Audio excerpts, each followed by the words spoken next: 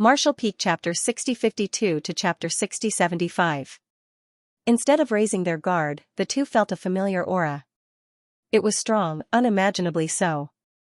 Yet, it was not in any way hostile to them. The two children could already guess who it was without turning back. It was none other than Mo.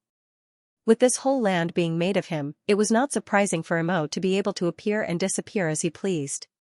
So, though he had suddenly appeared, the twins were not that surprised. They even had a heads up, though they had anticipated a proper meeting and not a sudden visit. When they turned around to see Mo, they found the sight of him to be baffling. There, Mo stood, with an appearance that was slightly different. Like before, his feet were attached to the ground, and he was a completely black entity with the tint of purple. It was just that his facial and stature seemed more defined for some reason. Furthermore, the facial expression he wore this time was different. The last time they met him, he had this cold indifference to him that was hard to remove even when he was requesting their help. It was an indifference of a higher being, not so much that he was trying to be rude. In fact, the twins would not have noticed unless they contrast the one before them and the one from their memories. The Mo before them was far warmer. Though his eyes remained the same black with glowing purple irises, there was a slight warmth to them. The first thing that was muttered from Xianxia was, "Uncle 11?" This was the first impression that he got. Though no longer looking human, those warm eyes reminded him of the uncle that took care of them. "Mo, no," little 11 broke out a smile. He was happy that they could still recognize him even after taking on this form. Seeing little 11 break out into a smile, the twins immediately knew their instinct was right. Their uncle had successfully assimilated with Mo. They did not know when this had happened, but it was a great thing for them. After all, this was their original goal in coming here. Though they now know that there were more fragments that needed to be assimilated, their first step was a success. Curious, Xianxia asked, "Uncle 11, what happened?" Though they were happy, they were at the same time disappointed. After all, they were brought here to help him out. Yet, before they could do anything, they were kidnapped. In fact, when they thought about it, they were no different from being burdens. Little 11 placed his hand up and shook his head. "I'll tell you in time. Right now, there is something more urgent I need to deal with." Little 11 did not waste any more words and immediately appeared right in front of Xianxia. Little 11 reached out and gently placed his palm on Xianxia's abdomen. There, a mysterious force was injected into Xianxia, one in which would reach his dantian without harming him. In fact, Xianxia had not felt anything but a warm palm land on his abdomen. However, this mysterious force had startled the little worm inside his dantian. It had enraged her. As this mysterious force spread through the dantian and was about to reach the little worm, she retaliated. She forcibly pushed back against this force and rushed out. Little 11, who could feel his probe being pushed back, immediately snorted. He lifted his hand away and clenched his fist. All around the originally plain-looking living room now appeared to be symbols and lines. They instantly formed upon little 11's will. This whole space, this whole black ink nest, was all entirely in his control. The twins stood there rooted. They were not sure what was happening. All they knew was an array had formed around them. Naturally, this further proved that it had been little 11th who had rescued them earlier, since he was probably the only one in this world who was proficient enough in the Tao of arrays to create them in a flash. Xianxia could feel a subtle space fluctuation in front of his abdomen, and suddenly, the little worm came rushing out.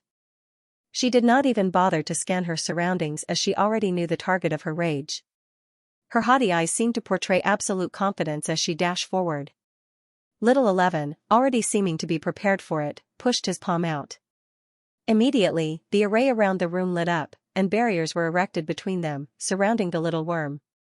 However, it was apparent that the array's barrier meant nothing in the face of this tiny creature. With a small chomp, she easily bit through that layer and proceeded to charge forward. With a swift move of little 11's hand, the symbols and lines around the room changed. A different array was formed to isolate the little worm. However, she yet again repeated the pattern and easily broke through the array. Seeing this, little 11 did not panic. In fact, he had already predicted this would be the case. He just formed more arrays, each different from the last. The room would dim and glow with each change, with a small figure pushing forward each second. This proceeded with more than 100 arrays broken, until the little worm showed difficulty in certain types. Eventually, figuring it out, little 11 had the little worm come to a sudden stop. His eyes narrowed and he moved forward to erect a second array on top of the first one. From what it seemed, the only arrays that worked on her were soul and illusion arrays. Other arrays simply did not work. Even space arrays to teleport her back did not work. It was a true mystery why only these two kinds of arrays were effective on her. Uncle 11, is she dangerous? Xianxia was the first one to break the silence. Through this period, Yang and her had been keeping quiet, watching the whole battle unfold. She did not understand what her Uncle 11 did to make that little worm so angry, but she trusted him over some worm. Little 11 opened his mouth but felt great difficulty in trying to explain. In the end, he could only shake his head and vaguely say, "It depends." The twins narrowed their eyes. Little 11 gave a sigh and asked Yang, "Can you recall her?" Yang scratched his cheek in embarrassment. After all, he technically did not know how to control her. She moved on her own, and only abided by his order as she pleased. Whenever she left his body, it was technically by her own will and willingness to help him. "I can give it a try, but she might not listen to me," Yang said, willing to give it a try. Little 11 seemed to understand something and then gave a nod. Though he had hoped Yang had control over this variable, it was understandable if he could not. After all, this little worm's existence was something that defied common sense. So, little 11 contemplated. If anything, the priority was to enable the twins to rein her in. They were the only ones who had a link to her very source, so they were the only ones who could tie her down in the truest sense. Even for him, with the power of Mo, he would not be able to stop her without his ability to create arrays. In fact, if considering who was the most dangerous being to the Black Ink clan, it would undoubtedly be this little worm, not the twins who could cast purifying light. With a few hand signs, the array around the round had changed. Its effective radius had stretched out to encompass the twins inside. However, the two remained unaffected by the soul and illusion arrays. Little 11 just wanted them to be inside to recall the little worm. So, lighted symbols appeared beneath their feet, protecting them from the larger array. In a way, this was also to shield them from being able to see what the little worm was experiencing, which little Elvin, the one operating the array, had a clear view of. For the little worm, trapped within the illusion and soul arrays, there were scenes of her past. This was not as effective as a direct soul search, which would injure the other party since it required the invasion into their knowledge sea, but it would do. Little 11 did not wish for her whole history. He merely wanted to prove if his conjecture was correct. As for why little 11 did not want the twins to pry at this time, he believes that they should remain uninvolved in them. The twins looked around and saw that they were now in the array. Now, Yang had a clear path to reach the little worm and recall her. As Yang moved towards the seemingly frozen little worm, floating in midair, he first ordered, "Come back." Upon receiving such an order, no reaction came. It was as though the little worm had not heard him, which was the case since she was still trapped under an illusion. That was when little 11 added, "Just take her back in your dantian and lock her inside. Don't let her out unless necessary." Though little 11 had not said much, not being able to recall her upon command, even if she was unable to hear it, meant that Yang had little to no power over her. For example, artifacts could be recalled upon command. They might be restricted, but they would still respond in some way upon being called. This was due to their connection being through the soul. Since she could exit and enter Yang's dantian at will, little 11 naturally assumed that their connection was something similar. Now, he even doubted if Yang could actually restrain her inside of his dantian. Yang gave a nod and used space principles. The space around her distorted and she disappeared in the distortion to appear back inside Yang's dantian. However, the moment she was moved out of the array, she was free from its effect. She immediately noticed how she was back inside her home, and tried to rush out again. Yang quickly circulated the qi in his dantian to block off her escape, but it seemed to not work as the little worm easily left and continued to rush ahead. Unfortunately for her, she got trapped in the array again. This time, little 11 directly talked to her, without the twins hearing in, "I've seen through your memories. As the guardian of these two, I cannot let someone as dangerous as you, who should have already crossed over, roam with them without assurance. Your body has been formed from them, yet you share almost no ties. You do not obey their orders and act as you will. What is your purpose?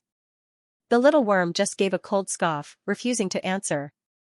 Little 11's eyes sharpened and he spoke to the twins, Xianxia, take her back in. This time I will make sure she does not have the ability to escape. Xianxia gave an obedient nod. Though he did not quite understand why his Uncle 11 was being so harsh on this little worm, he believes he must have his reasons. He also believes Xianxia would approve of it since she detested the little worm's attitude. Once again, space around the little worm distorted and she disappeared. However, this time, the moment she got sucked in, little 11 stuck out his palm and placed it on Xianxia's dantian. Dark symbols immediately formed, all around his front, back and sides. All Xianxia felt was a tickling sensation all around him, despite this seal being made from black ink strength. Once everything was done, little 11 waited for a few seconds before retracting the array outside, returning the room to normal. However, unbeknownst to him, the little worm was smirking while in Xianxia's dantian. Watching as little 11 stared at his abdomen for a few seconds before waving his hand, Xianxia asked, the most pressing question in his mind. Uncle 11, how? Little 11 gave a heavy sigh, and he turned towards the twins, showing a forlorn look. Mo, let me take over. This was the easiest way for him to express it. He did not wish to say that Mo wanted his consciousness wiped off, choosing a release from life.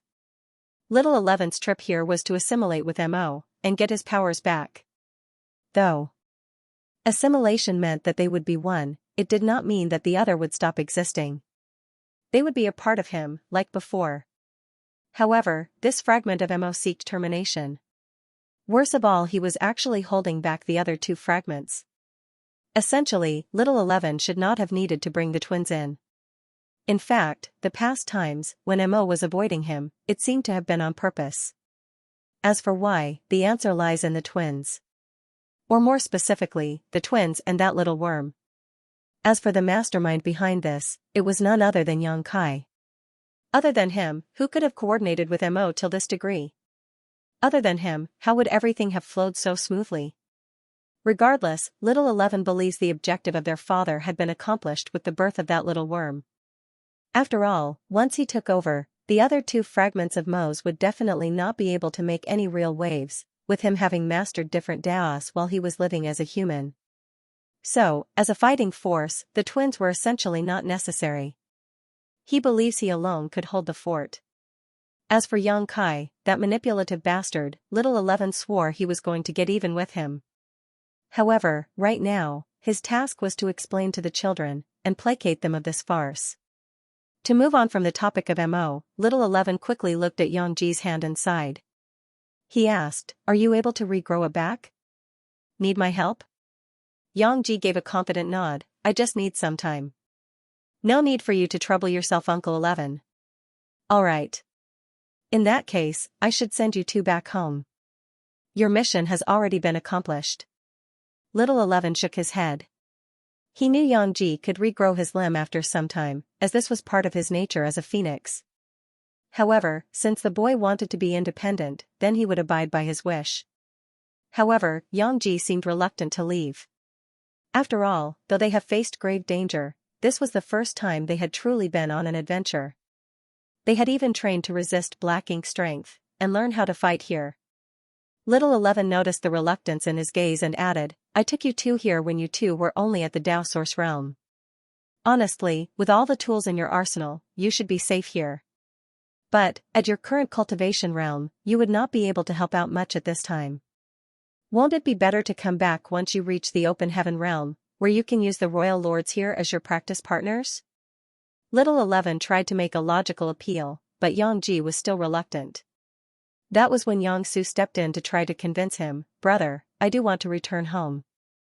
We still need to heal up and I think Uncle 11 is right. We are still too weak. Mo Nai has been dragged around by us through this whole period. He can't keep babysitting us. He needs to protect the front lines. But, Xianxia wanted to refute, but at this point, it would truly be selfish of him. So, he just accepted the verdict with a sigh. Okay, fine, little 11 gave a nod and his eyes immediately darted to one corner of the room. There was obvious annoyance in his voice as he spoke. I've already helped you deal with this. Come out and bring them back. Upon those words, the space which little 11 was staring at started to distort. From it came two familiar figures, a man and a woman. The woman had a cold aura to her, as though everything in the world could be frozen by her sight. However, upon seeing the two children, there was immense warmth in her eyes. She was like an ethereal fairy, as though nothing in this world could smudge her. As for the man, he had a heroic aura to him. He had a dashing look, but one would not say that he was extremely handsome. He also had a smile on his face that irked little 11 to no end. Naturally, the two were Xianxia and Suyen. Little 11 had only noticed them after he had assimilated with Mo. He did not know when they had come, but he knew that they had been watching the twins before they had gone to the battlefield. It was most likely the case where all the other Mo fragments knew of the two's presence, which was why they avoided a full-force siege. One had sent out additional trump cards like that new royal lord, but they had not personally shown themselves. In fact, little 11 believes Xianxia was already here, before he assimilated with Mo. After all, the assimilation process was not immediate and during that time, his domain would be vulnerable. Despite this, there was no attack from the other two sides. Xianxia, seeming to be able to read into little 11's thoughts, gave an awkward smile. As for Suyen, she took no time to rush up to her children to give them a big hug. She had watched everything unfold but could not do anything to help because Xianxia had stopped her. Back before the royal lord had taken Yangji's hand, she was moments away from unleashing all her might to confront it. Xianxia had to step in at the time to stop any energy fluctuations from her, else the twins would have spotted them. Despite showing a cold front, Xianxia had his fist clenched till his knuckles turned white. He had also wanted to act out but he chose to be objective there. In fact, he had expected the little worm to intervene for the children's sake, but she did not.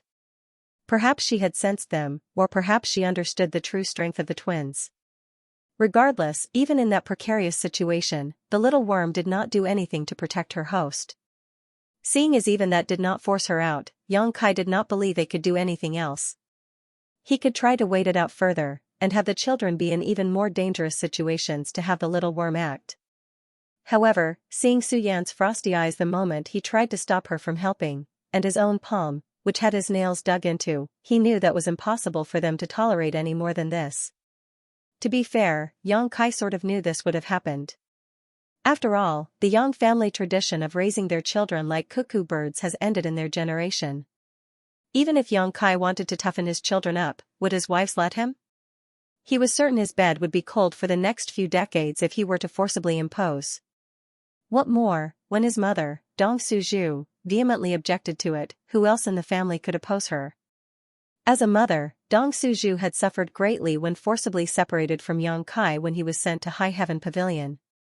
Her son had been forced to go through such hardship, how could she let her grandchildren suffer the same fate? With her spearheading the opposition, even the Yang family elders had to lower their heads. However, the merits of facing and overcoming hardship could not be undermined. Even if the women within the family did not like it, the children had to grow in harsher environments to polish themselves and grow to be independent. They could not always be sheltered throughout their lives. So, a middle ground had to be reached. The children would have to experience the outside world and learn independence. From now on, they need not force them into another sect, and the parents were allowed to watch over them. With Xianxia and his wife's abilities, this would not be a problem, in most cases. There were issues though. For one, the Yang family, despite wanting to keep a low profile, had far-reaching influence and resources. Most cultivators know of them, and naturally, the eldest of Xianxia's children, twins at that, were sure to be recognized. Even if they wore disguises, and competed for resources, their phoenix and dragon forms or their mastery in the two extremely abstruse Tao of space or Tao of time, if exposed, would make their identity obvious. But the most important reason was, is there even a need to do so? The basis of the Yang family's cuckoo tradition was to make use of the resources of other sects, to raise their young using these resources. However, they were born and raised in High Heaven Palace, with their sect master being the only world creation realm expert. They were incomparable to other sects. In terms of cultivation resources, which place could compare to their High Heaven Palace? Furthermore, all of Yang Kai's children were monsters in their own right. Their cultivation speed far surpassed their own father. With their eldest, Yang Ji and Yang Su, being monsters within that pool of monsters.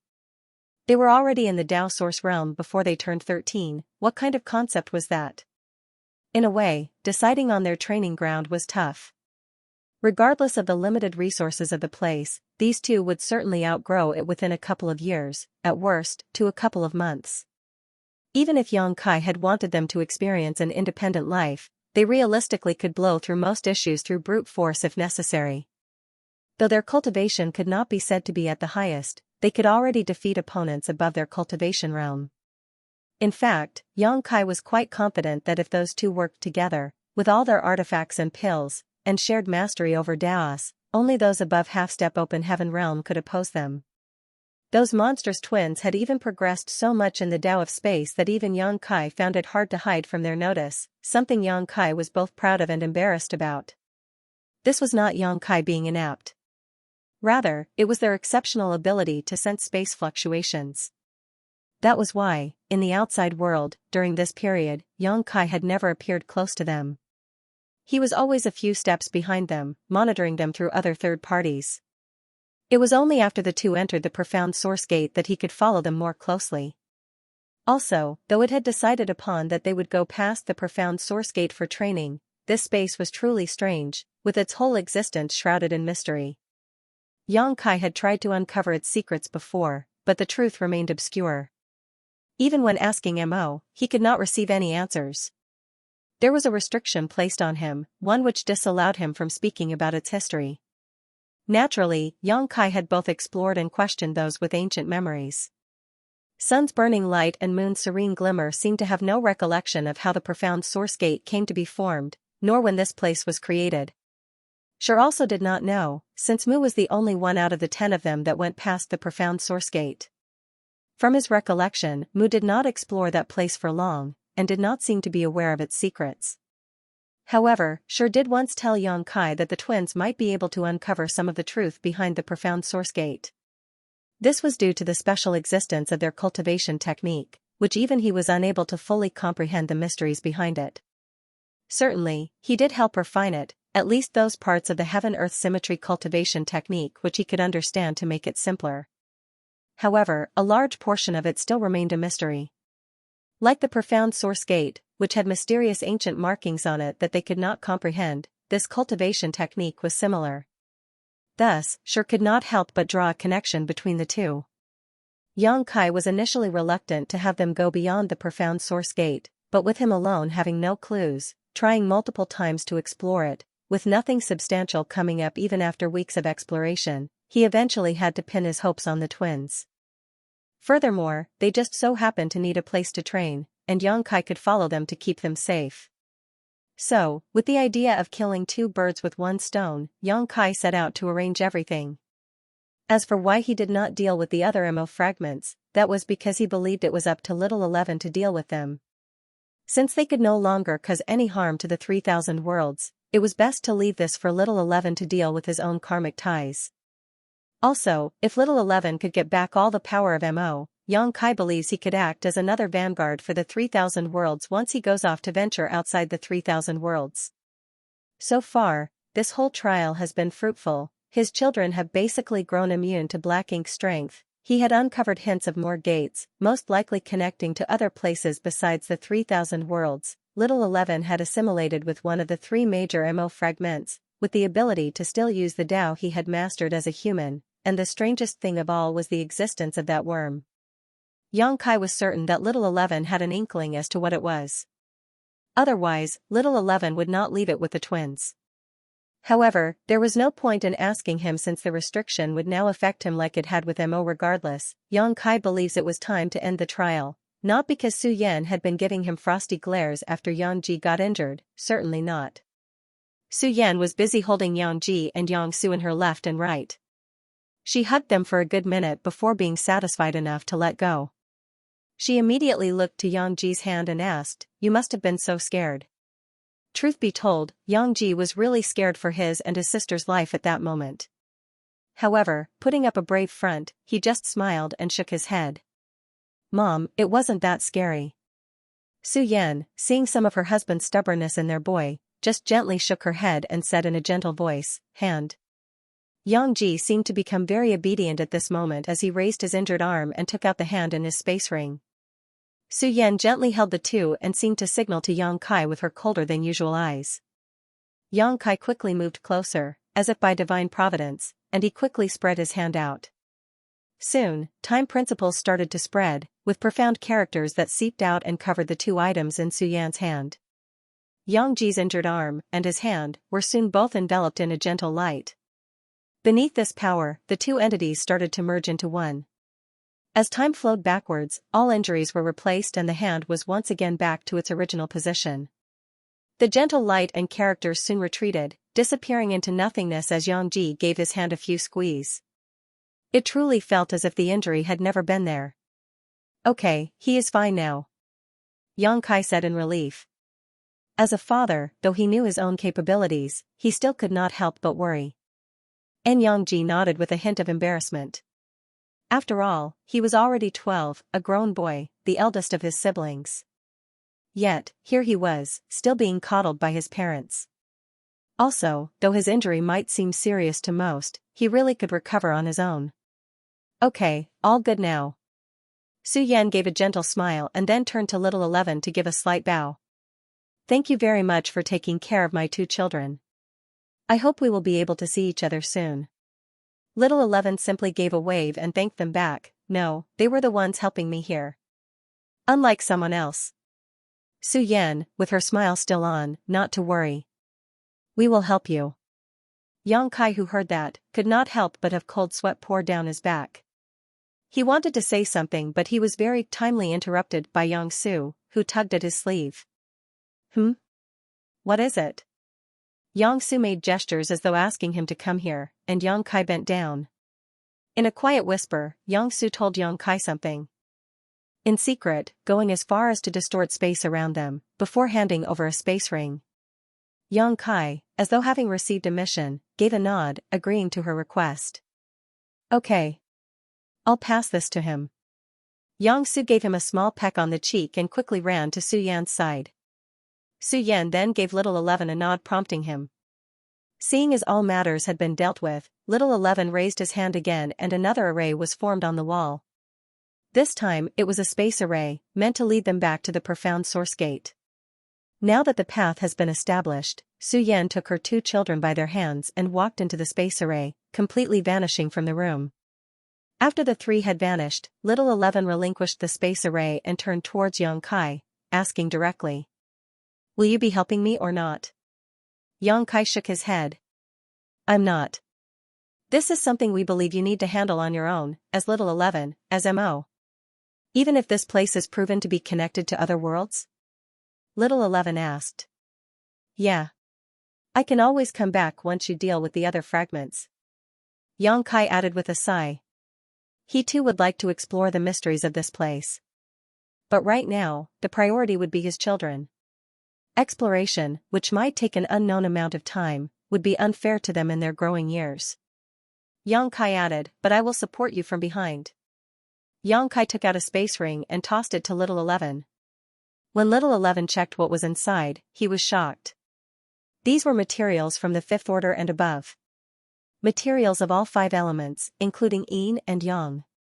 The implication of this was obvious: Yang Kai was going to support him in building up his own army. Or even, his own population here. Well, at least you have some conscience. Little 11 kept the space ring and helped Yang Kai open another space array to leave. However, Yang Kai shook his head and told him, "I still have some unfinished business here. My daughter left me something to do." Little 11 asked, "Oh? What is it?" "A meeting with an old friend of mine." Yang Kai said with a soft smile and just disappeared in front of him. Seeing as Yang Kai was acting all mysterious, little 11 just shrugged and sank back to the ground, also disappearing from the room. The next time Yang Kai appeared was outside another large black ink nest. This one looked similar to the one Yang Ji and Yang Su were in, just bigger. Naturally, his old friend was inside, with Mo Dakai updating him about the children. Since the Holy One wishes to speak to them in private, then we can leave them in his hands. For now, return to your post. The enemy lies seem to be acting up again. Mo Nai said with a stern expression. Yes. Mo Dakai kept his fists and left the black ink nest, leaving Mo Nai alone with his thoughts. However, before Mo Nai could sit down on his chair, a familiar voice could be heard behind him. I'm surprised you are still alive. Could have sworn I killed you naturally. The one who said this was Yang Kai. He had waiting until Mo Dakai left, waited until Mo Nai was alone before he showed himself. Mo Nai, never expecting to see Yang Kai here. His eyes widened in disbelief as he needed a moment to calm himself. Still, seeing that typical grin of his made him relive those past headaches. He could not help but ask back, what are you doing here? Yang Kai grinned with pride, as a father, I have to fulfill what my daughter requests of me. In this regard, I really have to thank you for taking such good care of him. I didn't expect you to be such a good caretaker. Yang Kai chuckled after seeing this new side of Mo Nai. Mo Nai shrugged, they are just a couple of kids. They were quite well behaved, which makes taking care of them much easier. Though, I doubt you have much to do with that. Yang Kai scoffs but chose not respond to the jab for some reason, they are my children. Who do you think they take after? Of course they are well behaved because of me. Yang Kai just took out a space ring, the one Yang Su gave him, and passed it over the Mo Nai. I'm here because my daughter wanted you to have this. Mo Nai's eyebrows were raised as he accepted the ring. Since it was said to be a gift from the girl, he saw no reason to be on guard and checked its contents. There, he found a few sets of ninth-order materials and even a written message. The message was carved on a jade plaque, seemingly hastily made using her divine sense. When Mo Nai read it, his face turned a little red, as he gave a thunderous laugh, which boomed through the whole room. Dear Uncle Mo Nai, thank you for helping me and my brother. I wish you have a happy marriage and bear plenty of children. Yang Kai even gave a teasing smile and gave his early congratulations. Congratulations. A child will be born soon. So, who is the lucky woman? Mo Nai took a while before he could regain his cool as he answered. No one you have met before. Yang Kai gave look, as though waiting for the groom to introduce him to her. However, Mo Nai, seeming to want to keep his private life distant from his past dealings, chose to forego the introductions. He simply wished for his private life to be left out of all these dealings. Yang Kai, seeming to have realized Mo Nai's intentions, just changed the subject. Anyways, since my daughter has given you a gift, as her father, I can't really do nothing, can I? Yang Kai summoned out a dozen soul-rending thorns from his knowledge sea. These were artifacts crafted by Grandmaster Ma Fan using a piece of his soul, which was now in the world creation realm. Though disposable, each one could easily eliminate a royal lord. Yang Kai was only able to create them thanks to his soul-warming lotus, which would passively help his soul recover with time. In the past, Yang Kai had been the only one who could use them, since they had to be used in tandem with a secret technique. However, with some progress in both his and Grandmaster Ma Fan's mastery over the Tao of artifacts, these artifacts have been made more versatile. In the future, he plans to make sure all his children have a set of 1,000. However, for now, he was still gradually crafting more. Seeing these dozen soul-rending thorns appear caused Mo Nai to feel his soul tremble. This was despite them not even being aimed directly at him. Mo Nai could tell that each one of these were a priceless treasure, items which could overturn the whole tide of battle in a single instant. He could not help but feel nervous accepting them. However, Yang Kai spoke up as if to ease his tension. If you feel that it is hard to accept, I am open to trade them for information. Once he heard that, Mo Nai immediately recalled certain scenes in the past flash, and felt regretful in needing to ever make a deal with Yang Kai. Still, he calmed himself. After all, their position now was different and Yang Kai was no longer their enemy. So, whatever deal he proposed would not be too lopsided. In fact, if Yang Kai had wished for it, with his current cultivation, he could have easily eliminated the whole Black Ink clan. Looking from another perspective, Mo Nai realized that Yang Kai was genuinely trying to help him, and was offering a deal to ensure Mo Nai could keep his pride. If things are like this, I can't really refuse, can I? Mo Nai gave a nod and stuck out his hand, sure. Yang Kai gladly passed the artifacts to him. He soon took out a jug and he pointed out, would you like to talk here, or talk outside? Once Mo Nai saw the jug, he could not help but break out into a smile, reminiscing the past. Let's head out. I know a spot. Yang Kai and Mo Nai exited through a void crack, traversing what took Yang Su and Yang Ji over a day to cover, to a familiar spot. It was on the peak, where Mo's hut was. Over here, they would be able to see the familiar housings for most of the residents. Here? Yang Kai questioned, and Mo Nai affirmed. There is no place better for a drink. Yang Kai agrees with him and takes out a set of table and chairs from his space ring, along with multiple jugs full of alcohol. He popped open a jug and pushed it to Mo Nai. Mo Nai caught it in midair and gulped a mouthful before commenting. It has been such a long time. Yang Kai popped open another jug and took a mouthful as well, before commenting, yeah, the last time we shared a drink was back at No Return Pass. Thousands of years have passed since then, yeah. When looking back on the past, Mo Nai could not help but feel mournful at the losses. In the past, he would have never felt this way, since to him, lives at that point in time were valueless. As long as those could help him serve his objectives, sacrifices meant nothing. However, now, the whole Black Ink clan has changed. Lives were more precious than ever. Even Mo Nai was seeking to protect those weaker than him, and even wishing to have his own children if possible. In this regard, he had to admit, Yang Su was certainly sharper than her brother.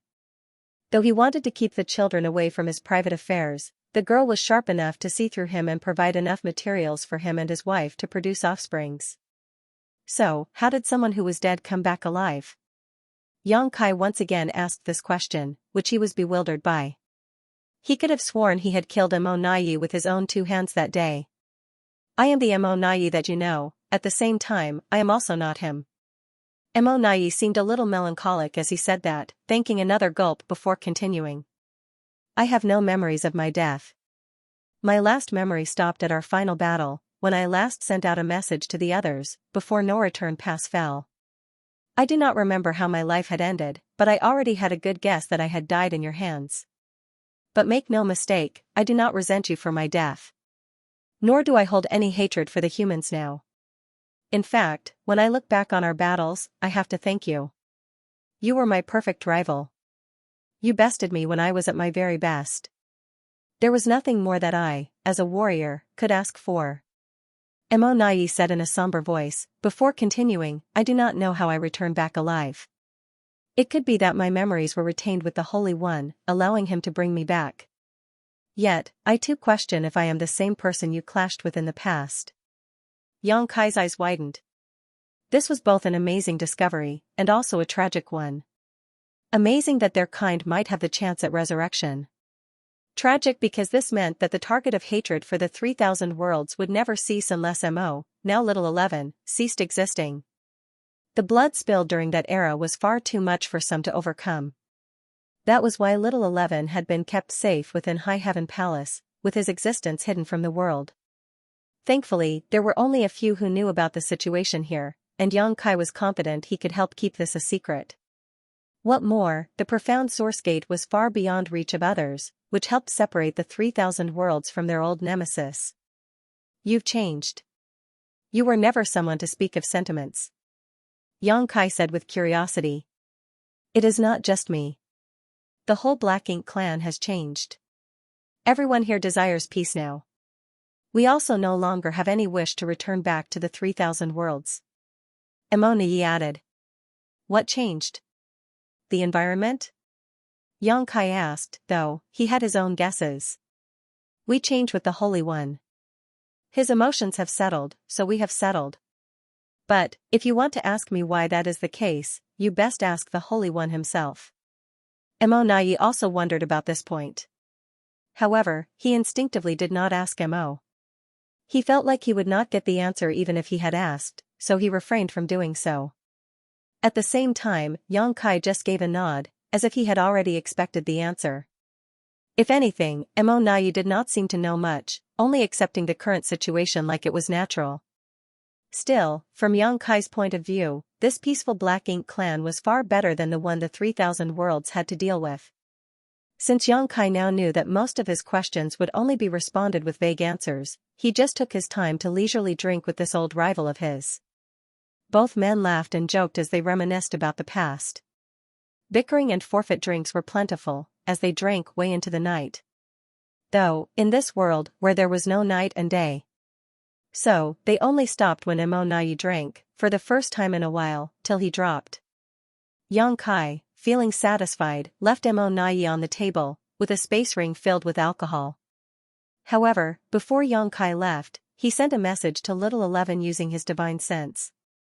He soon ripped open a void crack and disappeared. While Yang Kai and Mo Nai were busy catching up, Su Yan had already brought her kids out of the profound source gate, and back to the world tree. Naturally, she sent her regards to Zhang Ruashi and the two seniors, Sun's burning light and Moon's serene glimmer.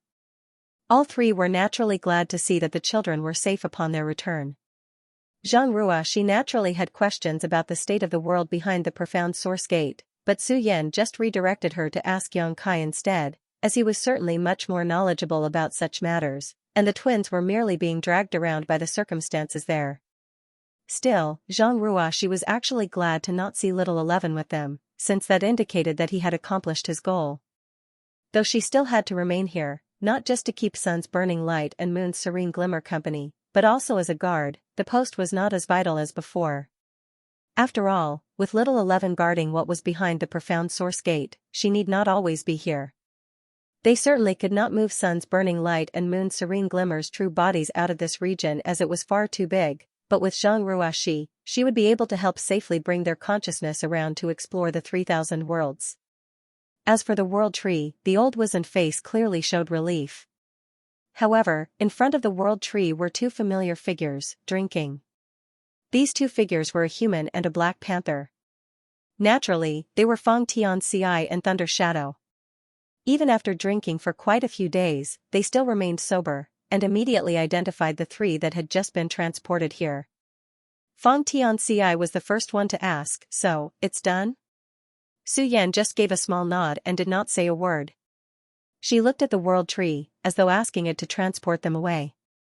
However, without words, just from her eyes alone, the world tree seemed to already know of the location. The world tree gave a sigh and with a wave of its branch, the three had been transported away. Unexpectedly, the one who first broke the silence was Thunder's Shadow. His sigh was heavy and he drank another gulp of alcohol.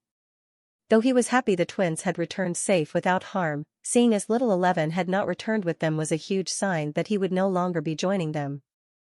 Thunder Shadow could not help but feel that the small hut within their forbidden area would remain empty from now on. It was a melancholic feeling. He was glad that Little 11 had moved on to take his next step in life, but also a bit reluctant as a good old friend would no longer be around. Fang Tianxia shared the sentiment. Though they were tasked to keep watch of Little 11 at the start, they were by no means enemies. In fact, they could be considered to be fellow brothers after spending such a long time together. However, with the person they had to keep watch over was gone, they themselves would have to start on their new journey as well. Naturally, everyone knew that Little 11 was not dead. But, they would not be able to see him in the foreseeable future for a long time. From now on, after this, Fang Tianxia and Thunder Shadow would step ahead and travel out past the 3,000 worlds. They would be the forerunner, exploring the unknown before Yang Kai. Right now, this drinking session also marked the last time the two brothers could see each other in a long while. Who knows? This might really be their last time seeing each other. Although they could choose to travel together, which would be safer, they much prefer to cover more ground by independently moving. Besides, this was a way for them to return to being independent after thousands of years. They naturally promised each other that they would reunite after every 100 years, using the world tree saplings. By then, the one with fewer tales to tell would be the one providing the drinks. Now, the final one they were waiting for was their eldest brother. Once he came and bid them farewell, they planned to leave. The place where the world tree had transported Su Yan and the two children was within High Heaven Palace. However, this area was exclusive, in which Yang Kai was not allowed to enter. In fact, most of the adult men of the Yang family were not allowed to enter the space. This area was a cluster of small palaces, with a woman taking up a single palace. There was a common courtyard amongst these palaces, which already had a large table and multiple chairs in place. The place was serene with sunlight filtering through twisted branches, casting ethereal patterns over the table and seats. Mist rose, veiling the setting in mystery. As for the trees, they would remain silent sentinels, as the women chatter. Bell-like voices would ring out from time to time, even more graceful than the gentle splashing in the accompanying pond. This was none other than the place where the wives' council was. In short, all of Yang Kai's wives were here. The palaces were smaller here mainly because this place was made just as a retreat for them. The other women who frequented this place would be the maids and their mother-in-law. However, even the maids were special as only the most trusted were allowed entry into this place, like Bai Luo. Here, all conversations were free to be spoken about, free of judgment. The only ones they had to be wary of were probably the children, but normally, more sensitive topics would not be discussed in their presence. The moment Su Yan appeared, everyone present could feel her aura. Most of the other wives instantly made their way to the courtyard as though this whole matter had been decided upon, that a gathering would be held the moment their eldest sister had returned. Even Dong Suju, who was alerted by Su Yan's presence, quickly abandoned cooking to her husband, who was wide-eyed with confusion, and rushed to the courtyard. Yang Ji, Yang Su. The first to come screaming in excitement was Shanqing Luo. Though rushing, she still exudes unparalleled charm. If men were here, they would naturally be mesmerized by the sight. But for Yang Ji and Yang Su, they wanted to hide at this moment. Shanqing Luo came down and swooped the two into her bosom, tightly nuzzling her cheeks against their heads as though that was the most common of greetings. As for the twins, they had to fight for breath under those two bosom. This always happened when their mother Shan got a little too excited after not meeting them for a while. Out of all their mothers, she was the most expressive and the most touchy. Though the twins had gotten used to such occurrences, Yang Ji, having grown up, wished she would stop since it was slightly embarrassing to still be nestled in his manner. In fact, Shanqing Luo did not let them go until all their other mothers had gathered. Qing Luo, I think that's enough. Are you planning to suffocate them to death? A melodious joking voice came. It was from none other than Zhu Qing. We haven't even seen them yet and here you are, already taking up all their attention. Ji Yao added. All right.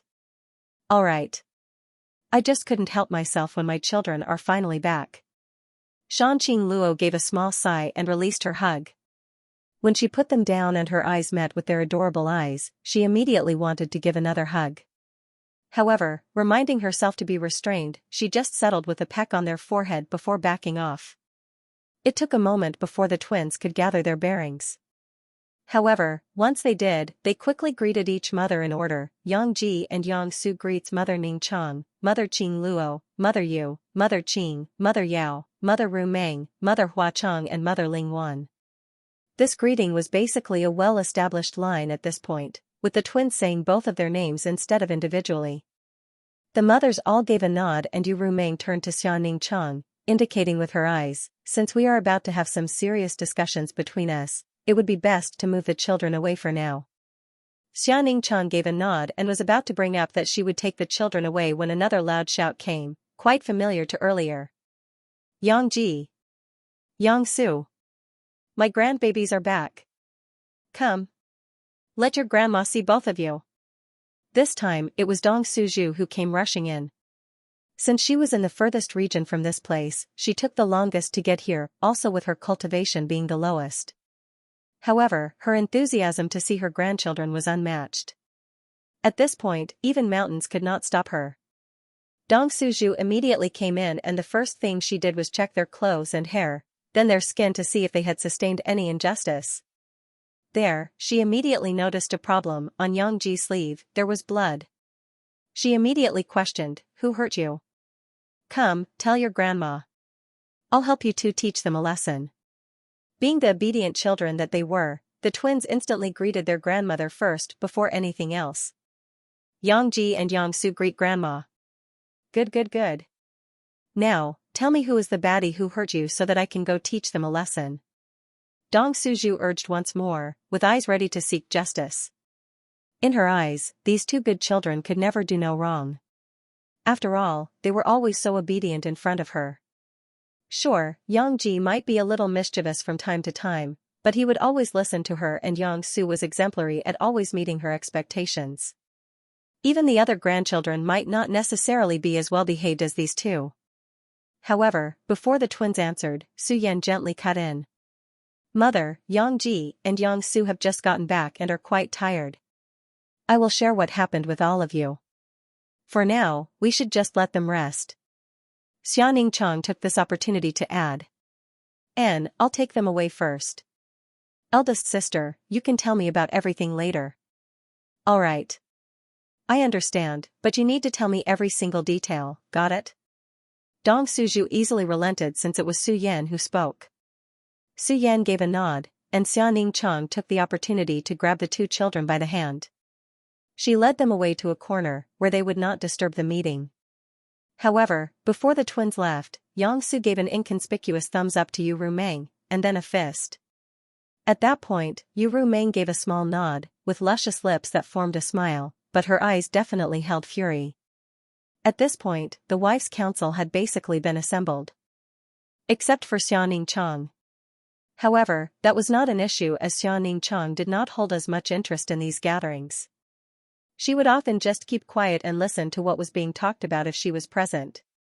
Also, when she met up with one of the other sisters, she could always ask them about what was being discussed. In a way, that could function as a conversation starter for her. So, out of all the mothers, she was normally the one to take care of the children while the others were busy. While Su Yan was sharing what had happened during the twins' trial, many mothers could be seen wincing. They knew that the trial would be dangerous, but not to this extent. Dong Shuju could be seen with a pale face, as she regretted not forcibly canceling the whole trial, using all her might. Even the more cold Ji Yao could not help but have some of her aura leak, causing the surrounding temperature to plummet, which was contrasting to Zhu Qing, who would increase the surrounding temperature with her leaking aura. Typically, anyone would feel their skin burn or freeze if they were around these two women when they leaked out their aura like that. However, since everyone present had high cultivation, this was not that big of an issue. At this moment, some were glad that none of the other children were here. Chu Huachang and Tao Lingwan were both biting their lips. As for the two most cunning of the bunch, Shanqing Luo and Yu Rumeng, the former was frowning while the latter was smiling. However, both of their eyes had unmistakable fury in them. They were certainly not going to let this matter rest. We need to quickly decide on how we will deal with this. Zhu Qing straightforwardly said, slamming the table, which was rare for someone like her. However, no one corrected her. Instead, they all gave a nod in response. There is no need to rush. Our precious daughter has brought us time. Yu Rumeng smiled, but her eyes were certainly not smiling. Oh? Was that what those hand signals meant? Shanqing Luo asked. Naturally, all the women, with their high cultivation, had noticed those hand gestures. It was just that they did not question it, since it was obviously meant for Yu Rumeng. Yu Rumeng smiled, choosing not to elaborate on it too much. After all, this was her little secret code with Yangsu. Though those observant enough would be able to deduce what Yangsu was telling her, she would still like to not leak it out. Just know that our daughter wishes for her father to be punished, and that he would not be coming back for at least a day. Yu Rumeng said with narrowed eyes. Oh? There's such a thing? Shanqing Luo commented with a grin. Seems like our eldest daughter is someone who bears quite the grudge. Guess it's normal for her considering what happened to her beloved brother. I wonder who she learned it from? Naturally, Shanqing Luo's eyes were on Yu Rumeng, who shrugged. Like you're one to talk. Pretty sure her cunningness has much to do with you as with me. Besides, not like any of us here thinks it's a bad thing for her to be like this. The rest nodded on that point. Certainly, Yangsu being more aware of her surroundings, and also more adaptive to situations, helps them. Compared to Yangji, who idolizes his father, it was better to have a daughter who they could easily talk to. The only concern they had was that this daughter of theirs seemed to only have eyes for her twin brother. In fact, her father was probably worth a toenail as compared to her brother.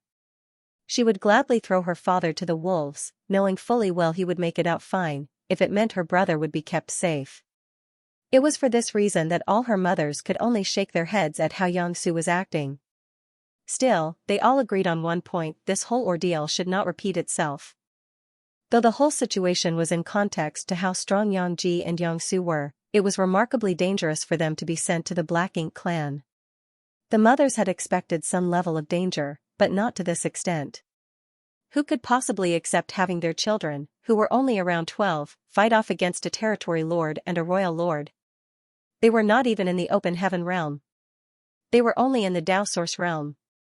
This was far too much, even for someone like Su Yan, who leaned more towards supporting her children's independent growth.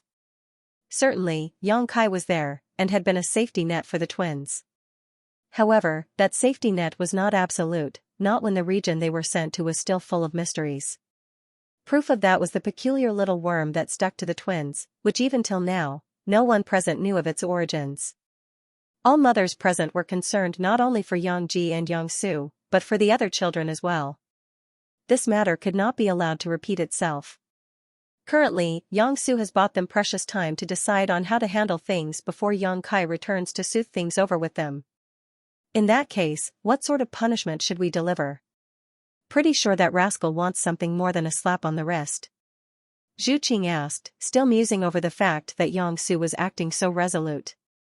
In her mind, disappointing that girl was not an option. As a fellow dragon, she naturally had to support this daughter of hers. Surprisingly, it was the quiet Tao Ling one who raised up her hand to caution. Actually, the children have been asking when they can see their father. It has been more than a week since some of them last saw him. I don't think we can go too far with whatever we want to do, and upset them. The children are still young and impressionable. They need to take priority over whatever we do. Su Yan gave a nod in agreement. Yes. The children are the main priority. Even if I want to teach him a lesson, we cannot use the children against him. Dong Suju soon gave a knowing smile. She was glad that her son had all these wise wives with him. Knowing men and their weaknesses, Dong Suju openly stated, "Of course we can't have my precious grandchildren suffer because of that naughty boy. Don't worry, we will let them spend as much time with their father as possible. In fact, they will surely enjoy their time with him." "Oh? Mother, you have an idea?" Shan Qingluo curiously asked. There, Dong Suju gave a knowing smile, a little excited for the upcoming event. In the meantime, while the mothers were discussing, Xia Ningcheng took the twins out of the palace complex. Both kids, on her left and her right, were retelling what had happened. Yang Ji would elaborate with great fervor, while Yang Su would occasionally step in to correct him on different points. As they walked, occasional soft bell-like laughter could be heard coming out of Xia Ningcheng's soft lips. She would attentively listen and just gently ask what happened next, seemingly eager to know what her precious children had been up to while they were away. It had to be noted that the children made no mention of the actual dangers they encountered. Instead of mentioning a royal lord, they would just describe how the opponent looked and what they did. This was a deliberate action on their part, without needing any prior agreement. Out of all their mothers, Xia Ningcheng tended to be the one who worries for them the most. Even if Yang Ji was dense, their mother, Su Yan, had advised them not to make Xia Ningcheng worry unnecessarily. They could still recall how in the past, when one of their siblings got sick, their mother Ningcheng had locked inside her pill room to refine an excessive number of pills in panicked desperation. The result was naturally a mountain of high-grade pills when only one was needed. Furthermore, the pills used up rare ingredients, so much so that Hua Qingxi, the High Heaven Palace manager, had a hard time replenishing the stock. For that to never happen again, the family had basically separated Xia Ningcheng from anything that might cause her to worry. Thus, Yang Ji would just mention all the interesting and fun bits, removing most of the dangers they had faced. When Xia Ningcheng heard of the familiar name of Mo Nai, her face turned solemn for a moment before relaxing after realizing that the man meant no harm towards the children. She walked them all the way to their other brothers and sisters, who were currently in another palace, the Starry Sky Palace. There, all siblings would live close to one another. As expected, the moment Xianxia stepped into the palace, many other children had rushed out to greet her in excitement. After all, this was the mother who would always give them delicious pills for being good children. In total, Yang Kai had 10 children, with Yang Ji and Yang Su being the oldest of the group. Each mother basically had one child except for Su Yan, who bore twins. Out of the 8 children, currently, only 5 had come out. 2 had not begun to walk yet, and the oldest besides the twins was busy, in closed-door cultivation. Big brother, big sister. The other sibling the twins were closest to was Xianxia's biological daughter, Yang Ling. She was so close that out of the 5, she has given priority to the twins rather than her own mother. Ah, Yang Ling. Yang Ji immediately reacted by giving her a big hug. Similar to Xianxia, Yang Ling tended to be quiet most of the time. However, she sheds off her shyness when it comes to those closest to her, namely the twins and her own mother. Meanwhile, Yang Su just gave her a small wave. Big brother, big sister, where did you 2 go? It has been very boring without the 2 of you, Yang Ling complained while in Yang Ji's arms, looking up at him. Out of all their siblings, Yang Ji could not help but pamper her. At just around 6 years old, she was just too cute. Her big round eyes, well-rounded squishy cheeks and innocent demeanor made her the center of attention even if the girl did not want the attention. Even if she was spoiled, that had not ruined her. For some reason, the little girl had always been down to earth, demanding little. Even in terms of attention, she would willingly give way to those younger than her. Out of all the children, she was definitely the one who took the greatest care of others. Yang Ji hesitated to say. After all, Xianxia had asked the twins not to divulge what had happened to the other children since it was a really dangerous place, one in which the children need not know about right now. Even so, Yang Ling's innocent round eyes made him feel guilty if he were to lie. Sorry Yang Ling, we went out with our mother to see the Phoenix clan. Yang Su was spared from those eyes and quickly explained. Though not directly stared at, even Yang Su knew how potent that innocent gaze was. Ah? Did you have a good time there? Was it nice? Can I go with you next time? Yang Ling adorably asked. Sure, we will ask our mom if we can bring you there. Yang Su could only say as much to placate her. Yea, even her cheer was cute as it was soft and she snuggled against Yang Ji. Then, a shout suddenly came. Ah! You brats are finally back, huh? It was the familiar voice of the man who had chased them back then. It was none other than their uncle, Xianxia. He had almost instantly appeared beside them and glared at them, seemingly wanting to teach them a lesson. Naturally, another voice came in, it was their aunt, Yang Shui. What are you shouting for, you idiot? Do you want to wake up the other kids?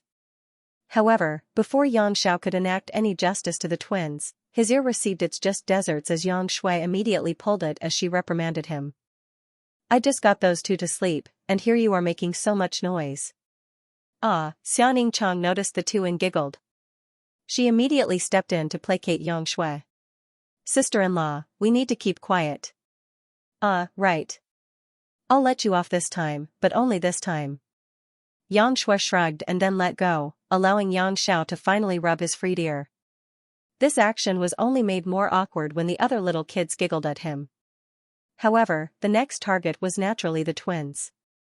As for you 2, to go off for so long. Come with me. The other children, seemingly knowing this commanding tone, all looked away.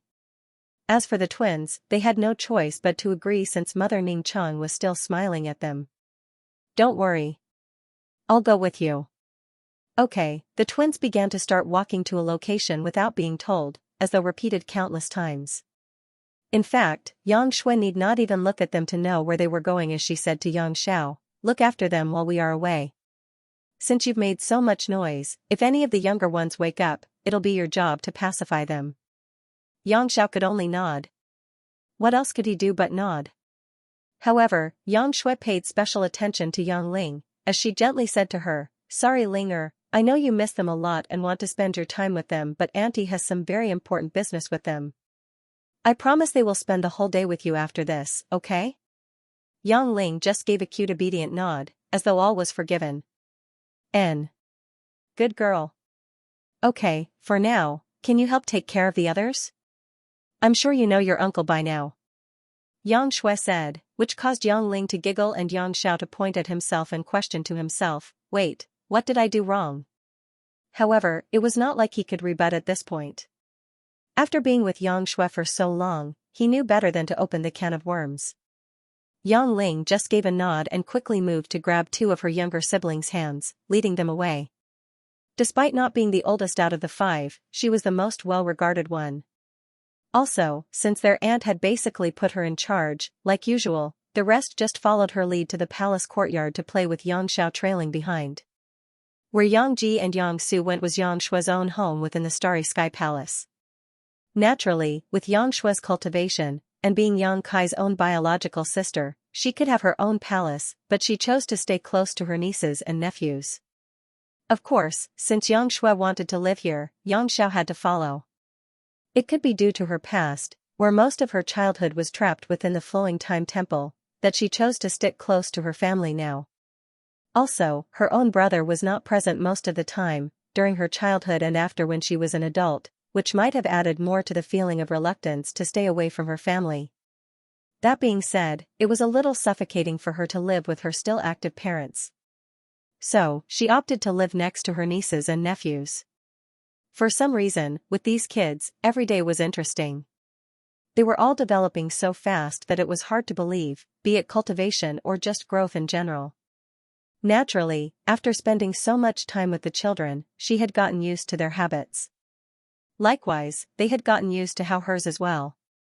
When she was about to punish them, they would typically do so in her hall, the Shui Hall. Sylvan, it means snow hall, but can also mean blood hall, since the pinyin is the same. Right now, the twins were obediently sitting on two mats, awaiting the judge to enter the room. However, right now, both were not worried in the slightest. After all, their mother Ning Chang would be here with them. With her here, there was no need to fear. Dong, the door to the room opened, and footsteps entered. Their two women stepped in, and they sat across from the twins. However, before either of them spoke, the room behind was already shut with Yang Shui's divine sense. Soon, the door glowed with marking, and an array had been activated. It was an isolation array, to prevent outside disturbances. Typically, Yang Shui would activate it when she was cultivating. She would rarely activate it when there were children inside. So, when she activated it, the twins could not help but be a little nervous. Now, no one can disturb us. So, tell me, what happened to your Uncle 11 at the end? Also, when was the last time you saw Feng Tianci and Thunder Shadow? They first-eyed Xianing Chang, who gave a soft sigh and stressed, I knew you two were hiding something from me. Everything you've told me on the way here has left out so many key details. I know you two are worried about me, but I am still your mother. Regardless of what had happened, I also need to know. Xianing Chang rarely seeked out answers from her children like this.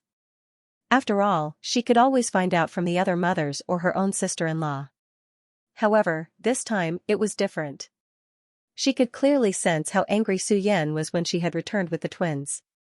Though she knew the answers would fall onto her lap eventually, since the other mothers would inform her of it, for the first time in a long while, she felt like she could not help but get involved in this. At the very least, she wanted to find out what the twins went through from their own mouths. She could have asked all these questions earlier, but she doubted they would tell her. So, she got her sister-in-law involved in this as well, who would definitely also love to hear just what had happened. At this point, the twins knew that there was no point hiding anything. Yang Ji and Yang Su both took turns narrating what had happened, everything from start to finish. No details were missed. This time, through their story, Xia Ning Chang's expression would change drastically from worry to relief, back to fear and reproach. The same could be said for Yang Shui, though she was not as expressive, her face remained neutral throughout, but her eyes spoke volumes of her inner turmoil. And that's how we returned. Yang Ji ended the tale with that. Yang Shui heaved a heavy sigh before directly scolding, why didn't you two immediately run away when faced against a royal lord or a territory lord? Did you think artifacts and pills are going to save you two against them? In response, the twin could only offer silence. Truth be told, they had really done the unthinkable. Yet, if one were to ask whether they would do the same thing again, they knew in their hearts of hearts that they would. For some reason, unbeknownst to the twins themselves, during those dangerous moments, they had not felt like they would really die. Still, those feels had not been realized nor articulated, so it remained a mystery why they had felt like that. Seeing how the two of them were not offering even the shortest word in response, Xianxia just sighed and tapped on Yang Shui's shoulder. Calm down. But sister-in-law. Yang Shui was basically ready to flip the table at this point. However, seeing how the usually worried Xianxia was remaining strangely calm, she too started to mellow down. Xianxia just shook her head, and she moved to the twins and hugged both of them. I'm just so glad that both of you are safe. Just promise that you won't do something so dangerous again, okay? The twins hugged her back and gave obedient nods. It took a while before Xianxia willingly let them go. For now, please play with Yang Ling. She misses you two a lot. While you two were away, she kept asking where you two were. Yang Ji immediately responded, N. After all, even without her saying this, they would always make time for Yang Ling. Okay, go off for now. We adults have something to discuss. Xianxia said as she turned to look at Yang Shui, who gave a sigh and unlocked the isolation array. The twins looked at each other for a moment, and quickly ran out. After all, since Mother Ningqiang had given them permission to leave, that meant that they would not need to face any punishment today. In short, strike when the iron is hot and quickly get out. Once the two left, Yang Shui reactivated the isolation array and she questioned, Sister-in-law, you are too soft on them. What if they actually died there, right? Xianxia softly said as she slowly shook her head, wishing that thought never appeared again. No mother's heart could bear to see the grave of her children. Still Xianxia shook her head and said, it's not really their fault. They were put in that situation. Also, you know whose fault this mainly lies with. There is no point in getting angry with them. Yang Shui sighed, fine. Seems like brother will be in for a whole storm once he gets back. Xianxia gave a nod in agreement. After knowing all that had transpired, she knew Yang Kai was going to face the wrath of her other sisters. Still, she warned Yang Shui about their utmost priority, but, I am worried about that little worm in their story. Have you ever heard of such a thing? Yang Shui shook her head, I don't know, but I think brother definitely knows a thing or two about it. Let me go and check on this with Wu Quan. Maybe he knows something about it. I'll also ask Yang Xiao to ask the divine spirits. In that case, I'll try to refine a pill to expel it if possible. Both women were definitely worried. However, showing such emotions to the children would only make things worse. Especially for Xianxia, she knew her tendencies were what made the twins hide details from her. So, now she tried her best to hide such feelings, making an effort to only show it to the adults. Regardless, the details about the little worm had unnerved her and Yang Shui, to the point she immediately made the twins leave so that they could decide on their next step. It was already the next day by the time Yang Kai had returned from the profound source gate. He naturally traveled through the same route Su Yan and the twins took and got to the world tree. There, he saw his two other selves already drinking, and already knew their intention. Without any words, the two raised their cups to Yang Kai in greeting. Yang Kai just shook his head, and sat down in front of them, also taking out another cup and a few bottles of alcohol. At this point, no words were needed. They just drank and drank. They would take turns pouring for the others, savoring the scent and flavor of each gulp. Once all the alcohol was gone, all three just stood up. I'll be heading east. Thunder Shadow said. And, I'll be heading west. Fang Tianci declared. Yang Kai simply cupped his fist towards the two of them. However, before the man and panther left, they warned, Big brother, do take care once you get back. Eldest sister-in-law did not look too happy when she returned. Yang Kai sighed, as though already knowing the storm that was to come. Thanks, I know. Quite sad that you two are leaving me during my time of need. Thunder Shadow joked, you'll survive. Fang Tianci just shook his head, I guess that's what you get for making use of our niece and nephew. Yang Kai sighed again. You say it as though this is all my fault. I was doing this for the sake of everyone's future. Fang Tianci just shook his head, this is this, that is that. I'm so glad I didn't get married. Thunder Shadow shared the same sentiment, and, after watching Big Brother, I think single life is best for now. Wait. Then what about me? I'll never get to see any nieces or nephews then. You two don't want to have any, Yang Shui and Yang Xiao also don't want to have any. Yang Kai was a little frustrated at this point. He was the only father here. How was it that none of his siblings wanted children? You have already done our share. Fang Tianci only said as much and disappeared, as though he wanted to cut out any argument. Yang Kai clenched his fist and then turned towards Thunder Shadow. See you. Thunder Shadow's eyes darted around. He also wanted to say he agreed with Fang Tianci's sentiments, but at this point, would he dare to say that? He too quickly disappeared, obviously thanks to the World Tree. At this point, it was uncertain whether they had coordinated with the World Tree to say this last bit before immediately getting teleported away, or they had quickly asked the World Tree to send them away once they said enough. Regardless, Yang Kai could only put both hands on his face as he awaited what would happen to him once he got home. The saying happy wife, happy life was true. As a married man now, Yang Kai already knew a storm was coming for him. However, he was still a man with great consciousness. He knew that this matter was for him to deal with, and him alone. So, he did not ask the World Tree for anything, just to lead him back home. After all, he did not want any third parties to get caught in the crossfire. The World Tree, also a being with great empathy, chose to transfer him over to a location a little further from High Heaven Palace, instead of directly to his wives. That way, Yang Kai could make any necessary arrangements if need be. With gratitude in his heart, Yang Kai quickly made way to the shopping districts. The conundrum he faced now was how to please his wives so that they would lessen his punishment. Why only lessen? Because he had multiple wives. Even if he had managed to please one, the others would hold the line. Pleasing them all was as hard as scaling Mountain Tai. In fact, Yang Kai felt that pleasing them all was harder than his fight against Mo. He was not like his father, Yang Yingfeng, who could sometimes get away with it using the oldest trick in the book. Of course, even for his father, the back pain the next day could also be counted as a form of punishment. However, that would be impossible for Yang Kai. Rather than let him sacrifice his body, it was more likely he would spend the nights cold and alone. Even his children would most likely not be allowed to accompany their dearest father. Regardless, right now, the only thing he could do was to quickly purchase goods to lift their mood, and hope that it would be enough to appease them. Yang Kai mentally noted down what each one liked. However, even this had issues. For example, for pills, Yang Kai was certain that none of his wives would be satisfied with pills since Xian Cheng would refine them whenever she had time. In fact, rather than an occupation, she would do so even as a hobby.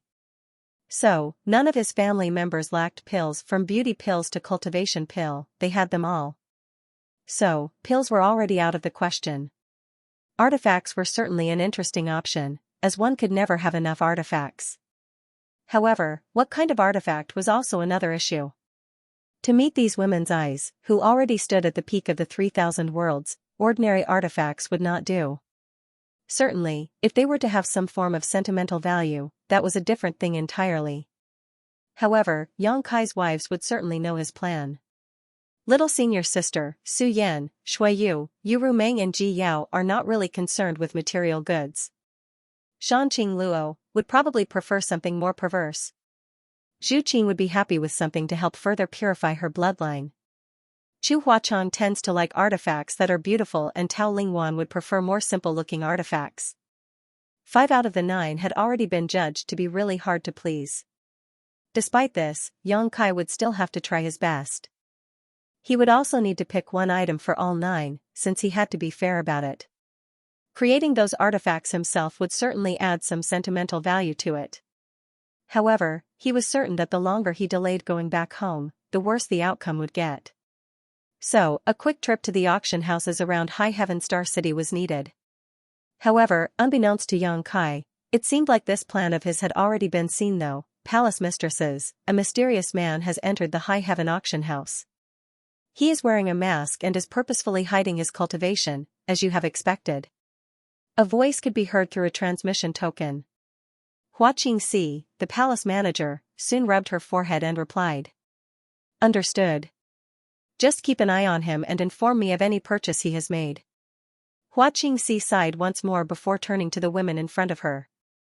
The two palace mistresses of High Heaven Palace, Yu Rumeng and Shan Qing Luo. After the wives' council meeting, these two had immediately sought for the palace manager. After being married for so long, they naturally knew what Yang Kai would do. However, this time, there was really no escaping the punishment since even their mother-in-law was fully on board with it this time. They knew he would try to appease them, but could mere material goods truly make up for everything? No. Of course not. Besides their own personal rage, they were now determined to crush the Cuckoo Yang family tradition. What about training for the children? They could still do that in High Heaven Palace. There was no need for them to risk their lives like Yang Ji and Yang Su. So what if they were not going to be as strong? Would it matter if they were dead? To the mothers, they did not need their children to hold up the sky. As their mothers, they would be the ones to hold up the sky for them. Even if they were gone, they had their sister-in-law to hold the fort. What more, the whole backing of High Heaven Palace would be with their children. Conceit and arrogance was a worry, but they believed that the children had been taught well enough to not fall into those traps. Besides, could they truly be arrogant when monsters like Yang Ji and Yang Su were always beside them?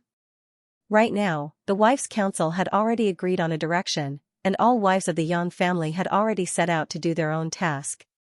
Since this was going to be an entire policy change within the Yang family, everyone was going to take part, even Yang Shui. Naturally, they also dragged third parties into this as well, since they knew better than anyone else that to truly change a tree, the whole earth underneath needed to be changed. As expected, Sister Rumeng, you were right. He actually went to the High Heaven auction house first. Shan Qing Luo giggled as she tossed a space ring filled with heaven-opening pills to Yu Rumeng. Yu Rumeng gladly accepted the space ring with a smile after winning the bet. Thank you, now I have more money to treat Ayer and little Mayor. Shan Qing Luo rolled her eyes at the blatant attempt to win over her daughter's favor and asked, we are not supposed to play favorites. You can't just treat only our daughters. Yu Rumeng just giggled without replying. Anyways, what now? Do you not plan to go after him? Shan Qing Luo, seeing as Yu Rumeng was not going to change her decision, just ignored it and moved on to the main topic. Yu Rumeng shook her head. Why should we stop him when he is going to give us gifts? Besides, the wives' council would uphold whatever had been decided upon. Even Sister Su Yan, Sister Ning Chang and Sister Ling Wan are angry, you know? Shan Qing Luo sighed, yeah, it is really rare for them to be so angry. Hua Qingxi, a little nervous but curious, asked, will the palace master be okay? Ha ha ha.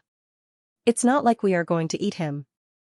But, I do think that you should spread news about our husband trying to buy many presents for his wives and children. Shan Qing Luo laughed upon hearing her being so worried. Yu Rumeng then quickly added, also, make sure he cannot touch the High Heaven Palace treasury and do enjoy a long vacation after having worked so hard for so long. At this point, since the palace mistresses had already made the decision, a decision even the palace master would not be able to overturn by himself, Hua Qingxi just carried out those orders with a heavy heart. Sorry palace master, but I will not be able to help you. In the next 2 days, Yang Kai quickly rushed all over not only High Heaven Star City, but the whole of Star Boundary. This was a task he had to do personally. If he asked someone else to help him buy the goods, and his wives found out about it, he did not know how much it would backfire. Instead of risking his hide, he might as well just do it all himself.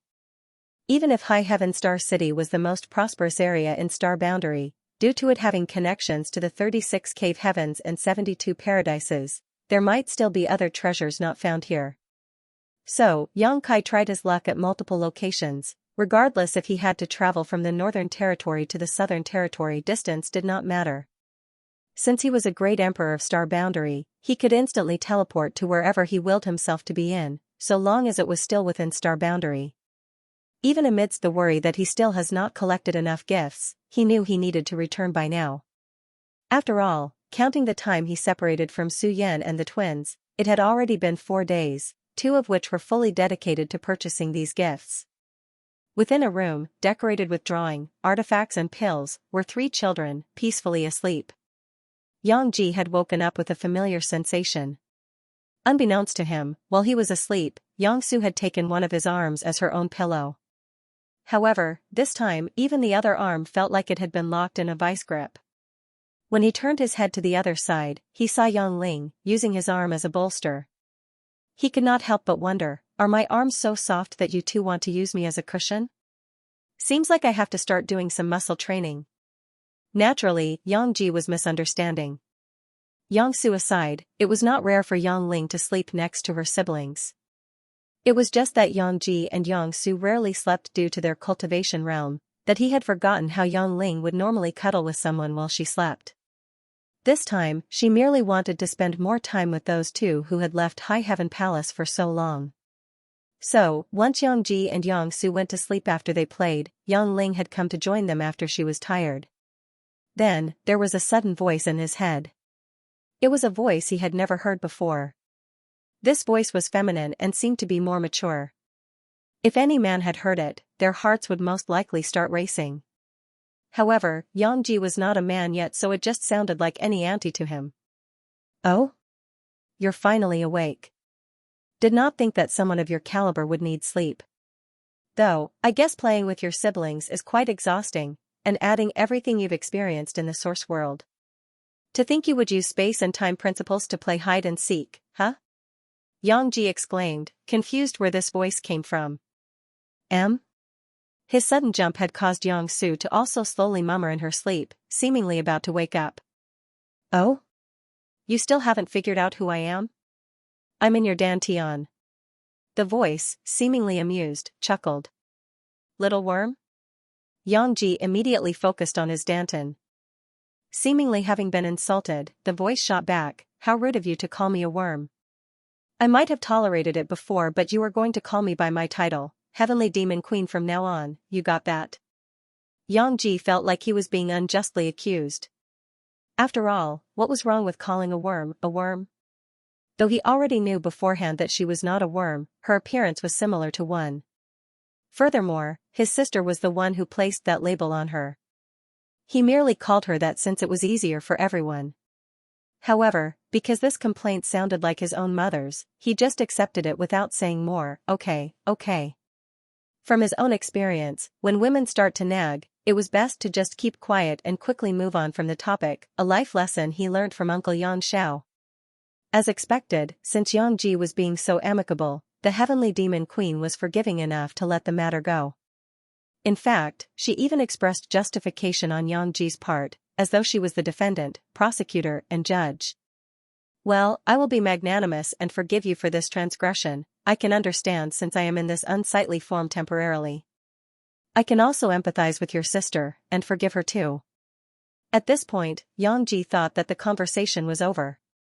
However, the Heavenly Demon Queen pouted and complained yet again, why aren't you showing your gratitude? I have forgiven you, the least you could do is respond with gratitude. Ji felt like he was going to have a headache. What gratitude? He did not feel like he was in the wrong in the first place. Thankfully, before he needed to speak, Xianxia had already started rubbing her eyes as she woke up and groggily looked at her brother. Morning. What time is it now? Not sure, I also just woke up and haven't moved from the bed because of you too. Xianxia questioned and got up a little and exclaimed, oh? Ling, before lying back on Ji's arm.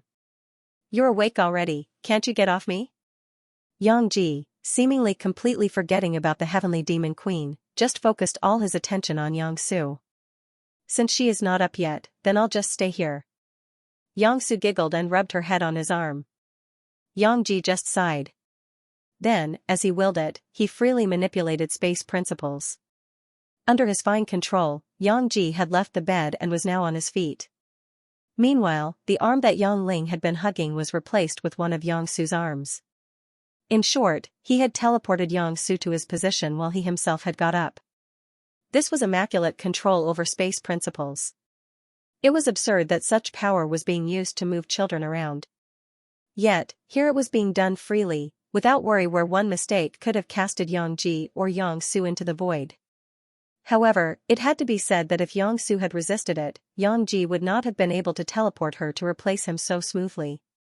Still, Xianxia just pouted and whined, we hardly sleep anymore. Couldn't we have just remained in bed for longer? If you want to stay in bed, then just stay there. I want to go out to see what's going on outside. I can sense our mothers are moving about. I wonder what is going on outside. Xianxia said while already moving towards the exit. Wait, Xianxia naturally wanted to go with him. She too had felt that there was far more commotion amongst the adults than usual. She had her own guesses as to why. However, when she turned to look at how peacefully asleep Yongling was, she just sighed and relented.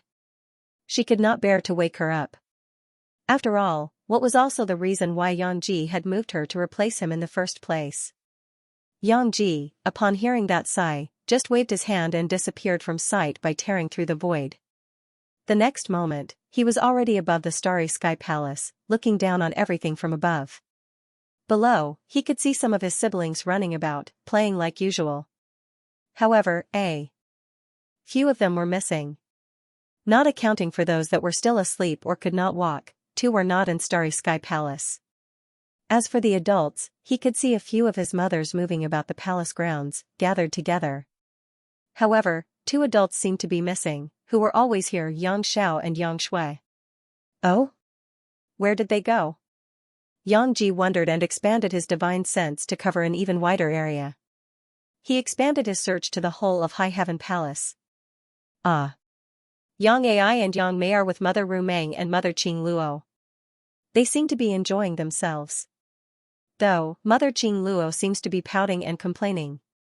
But, I still can't find Aunt Yang Shui and Uncle Yang Xiao. Maybe they've left High Heaven Palace? Xianxia was starting to get the itch to leave and look for them. After all, it was a little boring staying in the palace. However, before he had any other thoughts, a voice spoke to his mind once again. I'll be magnanimous and forgive you for ignoring me if you grace me with subsistence appropriate for my status. Subsistence? Xianxia tilted his head at this unfamiliar term. Do you not need to take in food? The heavenly demon queen seemed a little surprised at first. After all, even children would know about food, right?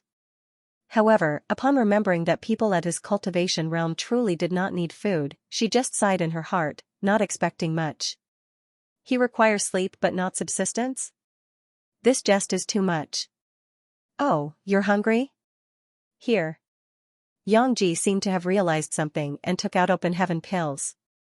Open Heaven pills were both a form of currency and cultivation material for cultivators. Technically, children who were weaker in cultivation like Yongling would not carry them unless they reached the Emperor realm, since such potent materials would be more detrimental to them than helpful. Xianxia and Yangsu were just exceptions in this case. Still, the food that the heavenly demon queen was seeking were not these pills. She wanted a proper meal after so long. This is not even food. The heavenly demon queen would have slapped her own face if she had arms. Does your family not have meals to socialize? Meals to socialize? You mean eat together? I don't think so. Most of us don't really get hungry, and sometimes people need to enter secluded cultivation. So, we don't really eat together.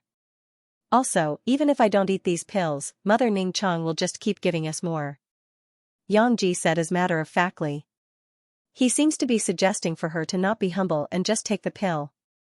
How could the heavenly demon queen not understand his underlying words? She was not even trying to be humble. She just wanted to eat a proper meal for once, after so long. Then, can you bring me to a culinary establishment to get food? The heavenly demonic queen said, more direct this time. It is evident that this boy requires forthright communication. Culinary establishment? You know, you use a lot of hard-to-understand words. But I guess you are asking for a restaurant, right? Xianxia at least managed to deduce this. Exactly. A restaurant. The heavenly demonic queen thought for a moment and then gave a slow nod. Though she did not wish to lower herself down, it was evident that it would be hard for the boy to understand her if she kept speaking in her usual manner. Still, she could not help but add, also, do not chastise me when you are the one with paltry vocabulary. Do they not educate you? However, obviously, such terms flew over Yangji's head as he ignored it. It was not that he did not know she was faulting him. He could have guessed as much even if he did not understand her words. He was just following one of Uncle Yang Zhao's teachings. Listen to me, Yang Ji, if a woman scolds you, just stay silent. It would be best if she moved on from the topic. If not, try to be the one who moves away from the current topic. Such great wisdom had certainly proved useful. Indeed, the topic easily shifted as Yang Ji just continued, but if you want to go to a restaurant, we need to wait for Yang Su and Yang Ling to wake up. I can't go off without them. But surely that ignorant sister of yours does not wish to associate with me. Remembering what had happened before, the heavenly demon queen brought up this issue. It'll be fine. Yang Su always listens to me. Also, if I don't say anything beforehand and leave without her, she would pout for the rest of the day. I also think Yang Ling would like you. She adores animals like you. Yang Ji smiled. Oh? That little one had such discerning eyes? Very well, I do hope to meet such beings who appreciate me. Yang Ji just gave a small nod and then soon disappeared into the void to reappear back inside his bedroom. His appearance was soon accompanied by a voice. If she could talk, why didn't she talk to us in the first place? The first voice that came was Yang Su, who already knew of the whole situation. After all, Yang Ji could immediately share his thoughts, emotions, and even cultivation with Yang Su. Even his memories could be shared with her, such was the power of the heaven-earth symmetry cultivation technique. So, there was no need to elaborate. Yang Su immediately understood the situation. In fact, it was because she understood that her attitude towards the heavenly demon queen became colder. After all, who was this little vixen who was trying to treat her brother like her servant? If Yang Su could, she would tear that worm apart. However, she knew that Yang Ji saw her as an interesting pet. So, she would let this slide for now. Regardless, the more pressing matter was going out. There was no need to make a fuss here right now. She could deal with this worm at another time. Yang Ji just looked at the heavenly demon queen, awaiting her answer. Seeing how an answer was needed, she casually went out of Yang Ji's dantian, which shocked the twins. Wait. How are you able to come out so easily? Yang Su immediately raised her vigilance. The arrays placed on Yang Ji seemed to have become non-existent. These were arrays that Uncle 11 had placed. They were not something that even Yang Su and Yang Ji would easily destroy. Oh? Those restrictions. They only work monodirectionally, to contain this queen in one vessel. But, can this queen not transverse through two vessels? The heavenly demon queen said this as though in triumph, as though she was showing off. After all, she had basically outsmarted a being that was close to the world creation realm, and an actual world creation realm expert. Such a feat certainly deserves praise. Wait, two vessels? You mean you came out of me? Yang Su now felt all dirty inside. Indeed. The heavenly demon queen did not refute and just said as much. I no longer feel the arrays on me. I guess you must have gotten out of Yang Su and consumed them? Yang Ji this time focused on where the arrays were supposed to be to find his body completely free of them. It had to be said that little 11 would naturally not impose arrays that would hinder a child's body or make them feel uncomfortable. Furthermore, he would hide them since they would look like tattoos and would raise questions. Little 11 did not want to play a part in negatively influencing the children, especially not when Yang Ji would sometimes bath with his younger siblings. Also, since the matter with the heavenly demon queen was sensitive, it was best to prevent onset questions from appearing. The heavenly demon queen, in her small form, gave a small nod. It looked cute to Yang Ji, but looked utterly repulsive to Yang Su. As for my articulation, that I cannot say. The heavenly demon queen was personally fine with telling them more, but she could already feel this was touching upon the world restriction, the same restriction that prevented Mo from speaking more. At this point, all the noise had disturbed the precious princess sleeping. Yang Ling's eyes struggled to open. But when she did, she saw that she was no longer embracing Yang Ji, but Yang Su at her thighs. Yang Su, sitting up on the bed, was obviously fuming while disgusted. Naturally, Yang Ling's eyes followed hers and it landed upon a curious being that had taken its place on Yang Ji's shoulder. The creature was long and seemingly hairless but had two round eyes that held a hint of loftiness. Being the first time Yang Ling had seen such a creature, her tired eyes soon turned excited as she exclaimed, "What's that?" The heavenly demon queen was obviously pleased with this little girl's insightful and curious eyes. It was certainly better than the hostile eyes the other girl wore or the Soviet eyes her main host wore. The heavenly demon queen was quite quick to act. She immediately shot through space, quickly arriving next to Yang Ling. It was similar to tearing through space but also different. However, she had forgotten that the one next to Yang Ling was Yang Su.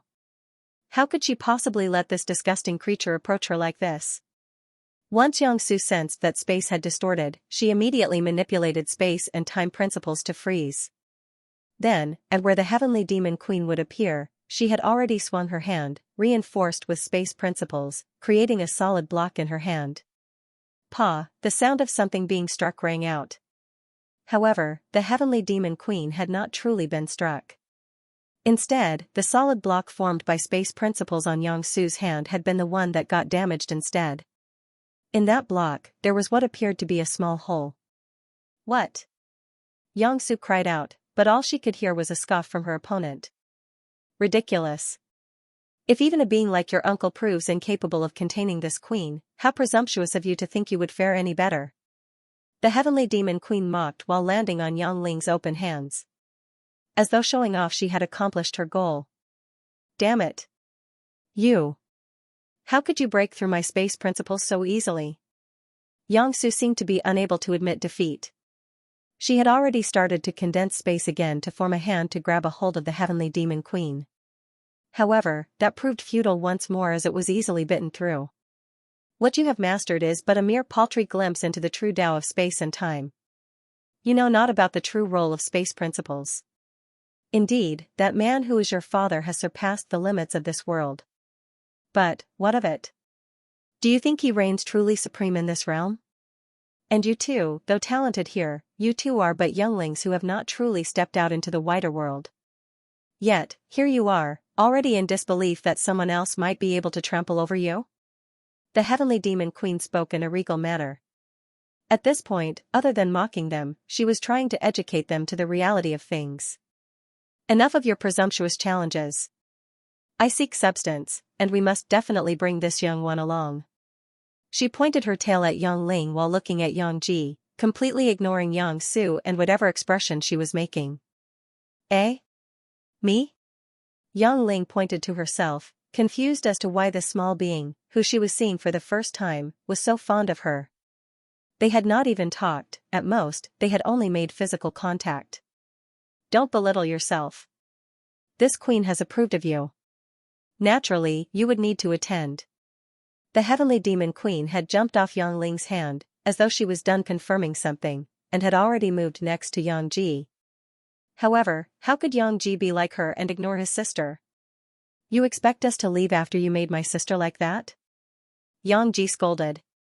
Stop it, brother. However, Yang Su had cut him off. His protectiveness would not work here, and she knew it. At this point, it was clear that the heavenly demon queen was a being far stronger than them. Though her origins are a mystery, and Yang Su found not just her form but her attitude to be repulsive, she chose to swallow those feelings down. If she wanted to harm us, she could have done so way earlier. But she did not. Brother, there is no need to fall out with such a being and endanger yourself. The heavenly demon queen seemed to have read her thoughts and praised while smiling. Though our association may be less than harmonious, I do acknowledge your sharp mind. Sharper than this queen's main host at least. Your vigilance is warranted, but ultimately misplaced. How could Yang Su believe her words at face value? Yang Ling, sensing the tension in the air rising, and just wanted everyone to get along, said with an adorable stammer. Be nice. Yang Ji, seeing how even the shy Yang Ling had spoken up, took it upon himself to stop everyone. Enough.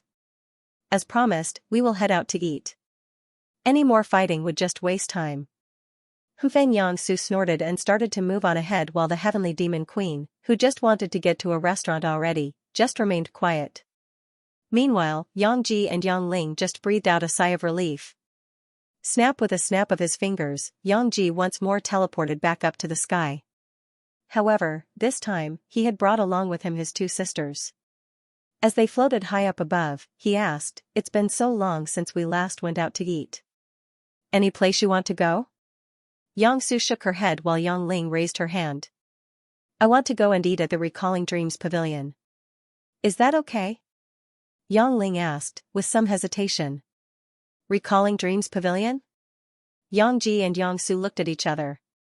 They had obviously never heard of this restaurant before. Then again, they had never really sought out restaurants, and every time they snuck out, it was mostly to explore or play. It's Aunt Chiao Meng's restaurant.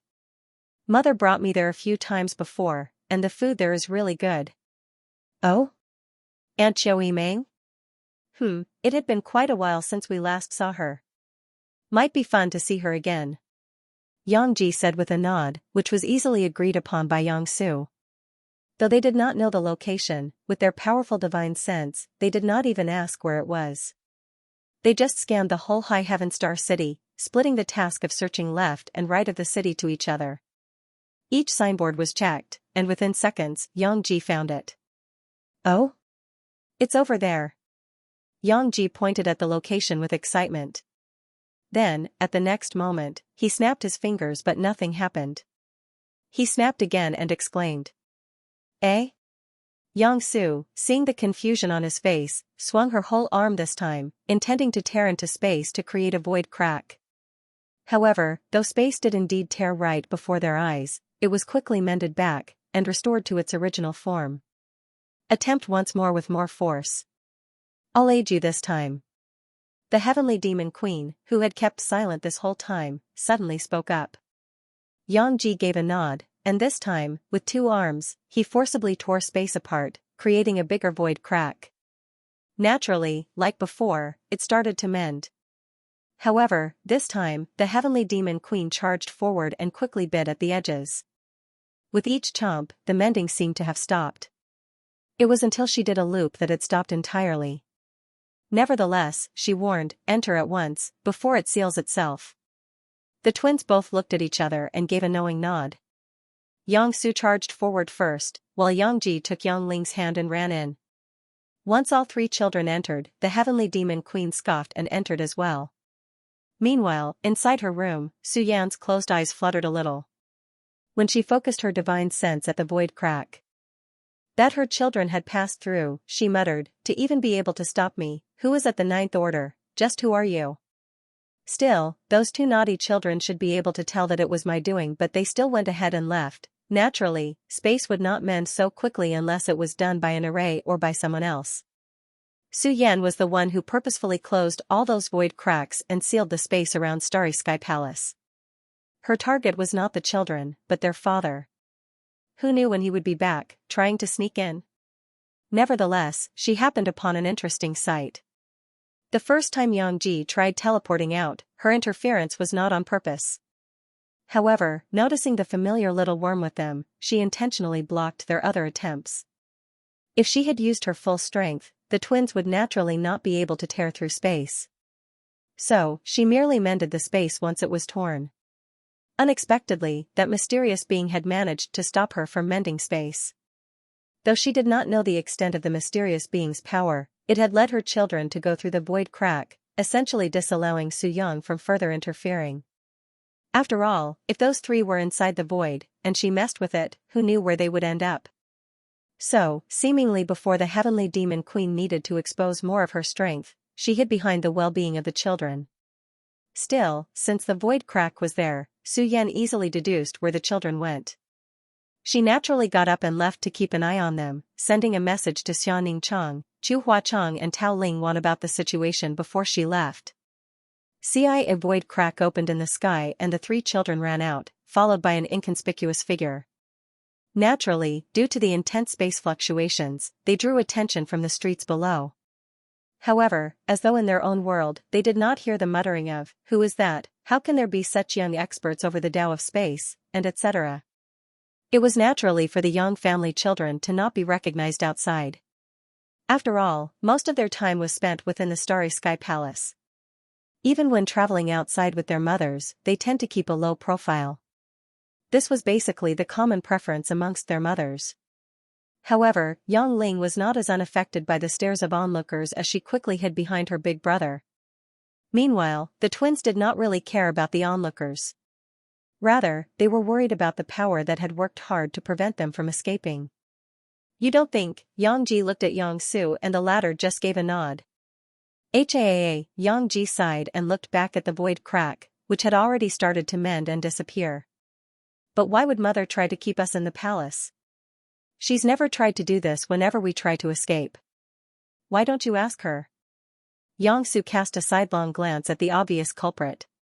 The heavenly demon queen just ignored the question and flew around to give a few small sniffs. Why fret over such insignificant matters? The establishment beneath us is waiting. Well, if mother is worried, then she would turn up soon enough. With her powers, she definitely knows where we are. Might as well wait for her in the restaurant first. Yang Ji gave it a brief thought and then gave a nod, which Yang Su immediately understood. The three soon flew down and landed just outside of Recalling Dreams Pavilion's front door. As though signifying great prosperity, the doors were made of a dark fifth-order material, lined with a hint of golden-colored seventh-order materials. Even the signboard outside was made of seventh-order yang element materials, which gave anyone who saw this sign a warm feeling. Naturally, with such a lavish exterior, the service provided was not lacking either. Just before the front door, there were two figures. These two were the servants meant to greet their customers. Typically, there were four, but two had gone inside. They had recognized that three figures had appeared above their establishments from the commotion of the onlookers on the street. When using their divine sense to check, they naturally noticed Yang Ling. Though she and her mother were not frequent customers, they were one of the rare VIPs. These two happened to have greeted Xianning Cheng and Yang Ling before, and recalled Xiao Yimeng treating them with both great respect and great warmth. Naturally, they quickly went in to alert Xiao Yimeng of Yang Ling's presence. The two outside had already been briefed on what to do, and they immediately bowed to greet the children and guided them in, no questions asked. A private room on the second floor had even been booked without the children needing to request for one. The room they were led into was more opulent than the first floor, with eighth-order materials easily being seen, used as decorative pieces and lighting. There was even an isolation array, to keep the truly room private, one which not even eighth-order open heaven realm masters could break through. In fact, this room was no different from another small world, with its initial size being far bigger than what it was outside, in an open field with mountains and rivers around them. Other than the door leading back, and the flooring with tables and chairs, it would seem as though they had been transported back to nature. The heavenly demon queen nodded approvingly at this, as though this much were to be expected. As for Yang Ji, Yang Su, and Yang Ling, they were taking it in stride. They did not even realize how expensive such a room must be. The two guides soon bowed and mentioned how the owner would like to meet them, and how the owner would help to serve them from here on out before leaving.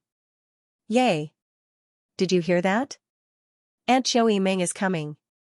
Yang Ling got a little excited. That's great. We finally got to see her after so long. I wonder how she has been. Yang Ji played along and gave a high five. Quick, speaking of the person, a fabulously dressed woman soon opened the door and came in. She had flowing hair, well-defined features and was in a complimentary purple dress, which highlighted her beauty. Her beauty was almost on par with their mother's, and must have moved the hearts of countless men. Yet, she remained steadfast in just wanting one man.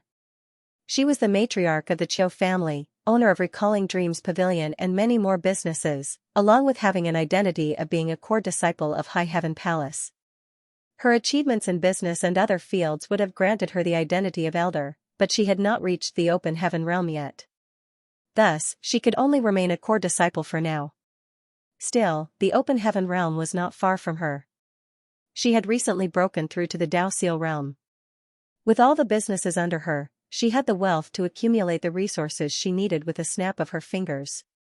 She merely had to stabilize her current cultivation before taking the next step.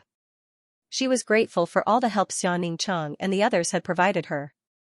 Technically, most of their meetings at this restaurant were an expression of her gratitude for the pills and assistance she had received from Xianning Cheng. As for Yang Kai's children, she had met them before.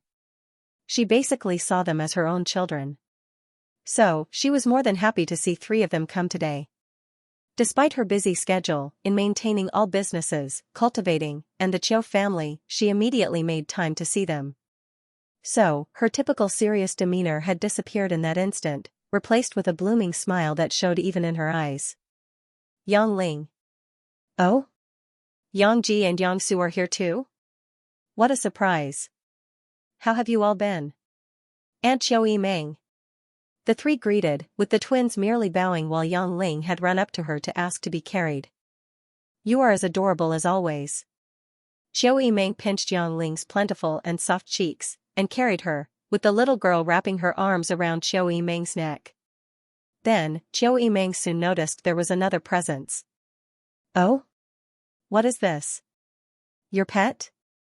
Humph, this queen answers to no master. Though you may own this exquisite venue, courtesy should not be so readily abandoned. The heavenly demon queen scoffed and complained. However, even she knew that she does look like their pet at this moment, so her words would fall on deaf ears. Xiao Yimeng gave a curious glance to Yang Ji, who just nods and explains. She calls herself the heavenly demon queen. Well, she is something like a pet. The heavenly demon queen wanted to lash out. But, she knew at this point, holding any other identity would just cause more issues to Yang Ji, so she chose to let this slide. Nevertheless, she still gave a glare, showing her misgivings. Pleasing women is so hard. Father, how do you do this? Yang Ji felt a little sympathy for his father at this moment. Still, he knew what he had to do. Auntie, can we eat? I'm really hungry. Naturally, that was a bold-faced lie. Someone in the Dao Source realm hungry? How was that possible? Still, Xiao Yimeng did not question this and just gave a graceful smile. Of course. I'll go order your food right away. What would you like? At this point, she took out 4 jade tokens from her space ring, which contained the list of items they could order. It had to be noted that this list was different from what was offered on the first floor, with many of the food items here being treasures for one's cultivation. As a proprietress, she naturally served many customers before.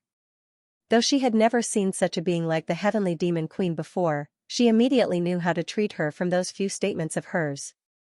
So, she also provided her with a menu, as a show of respect. Come, let's sit down first.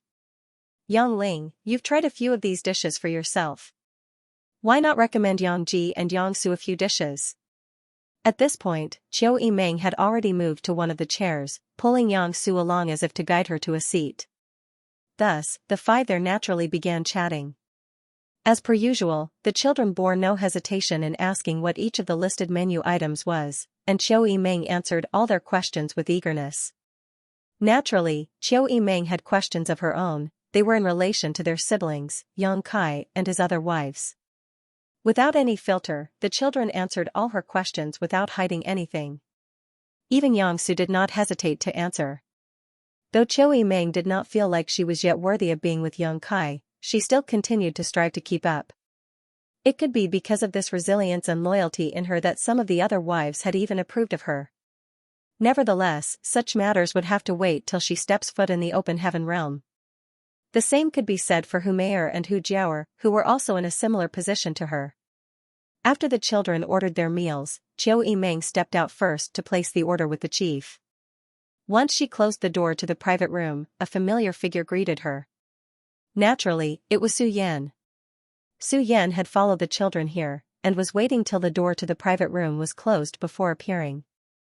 Xiao Yimeng was naturally shocked by this. She froze for a moment before greeting, "Welcome, sect mistress." And Su Yan gave a nod, but corrected her. "We have both known each other for so many years. Like Sister Ning Chang, just greet me as sister." The meaning behind her words was clear. Xiao Yimeng thanked her, "Thank you, elder sister." Su Yan gave a small smile, and turned her head toward the door.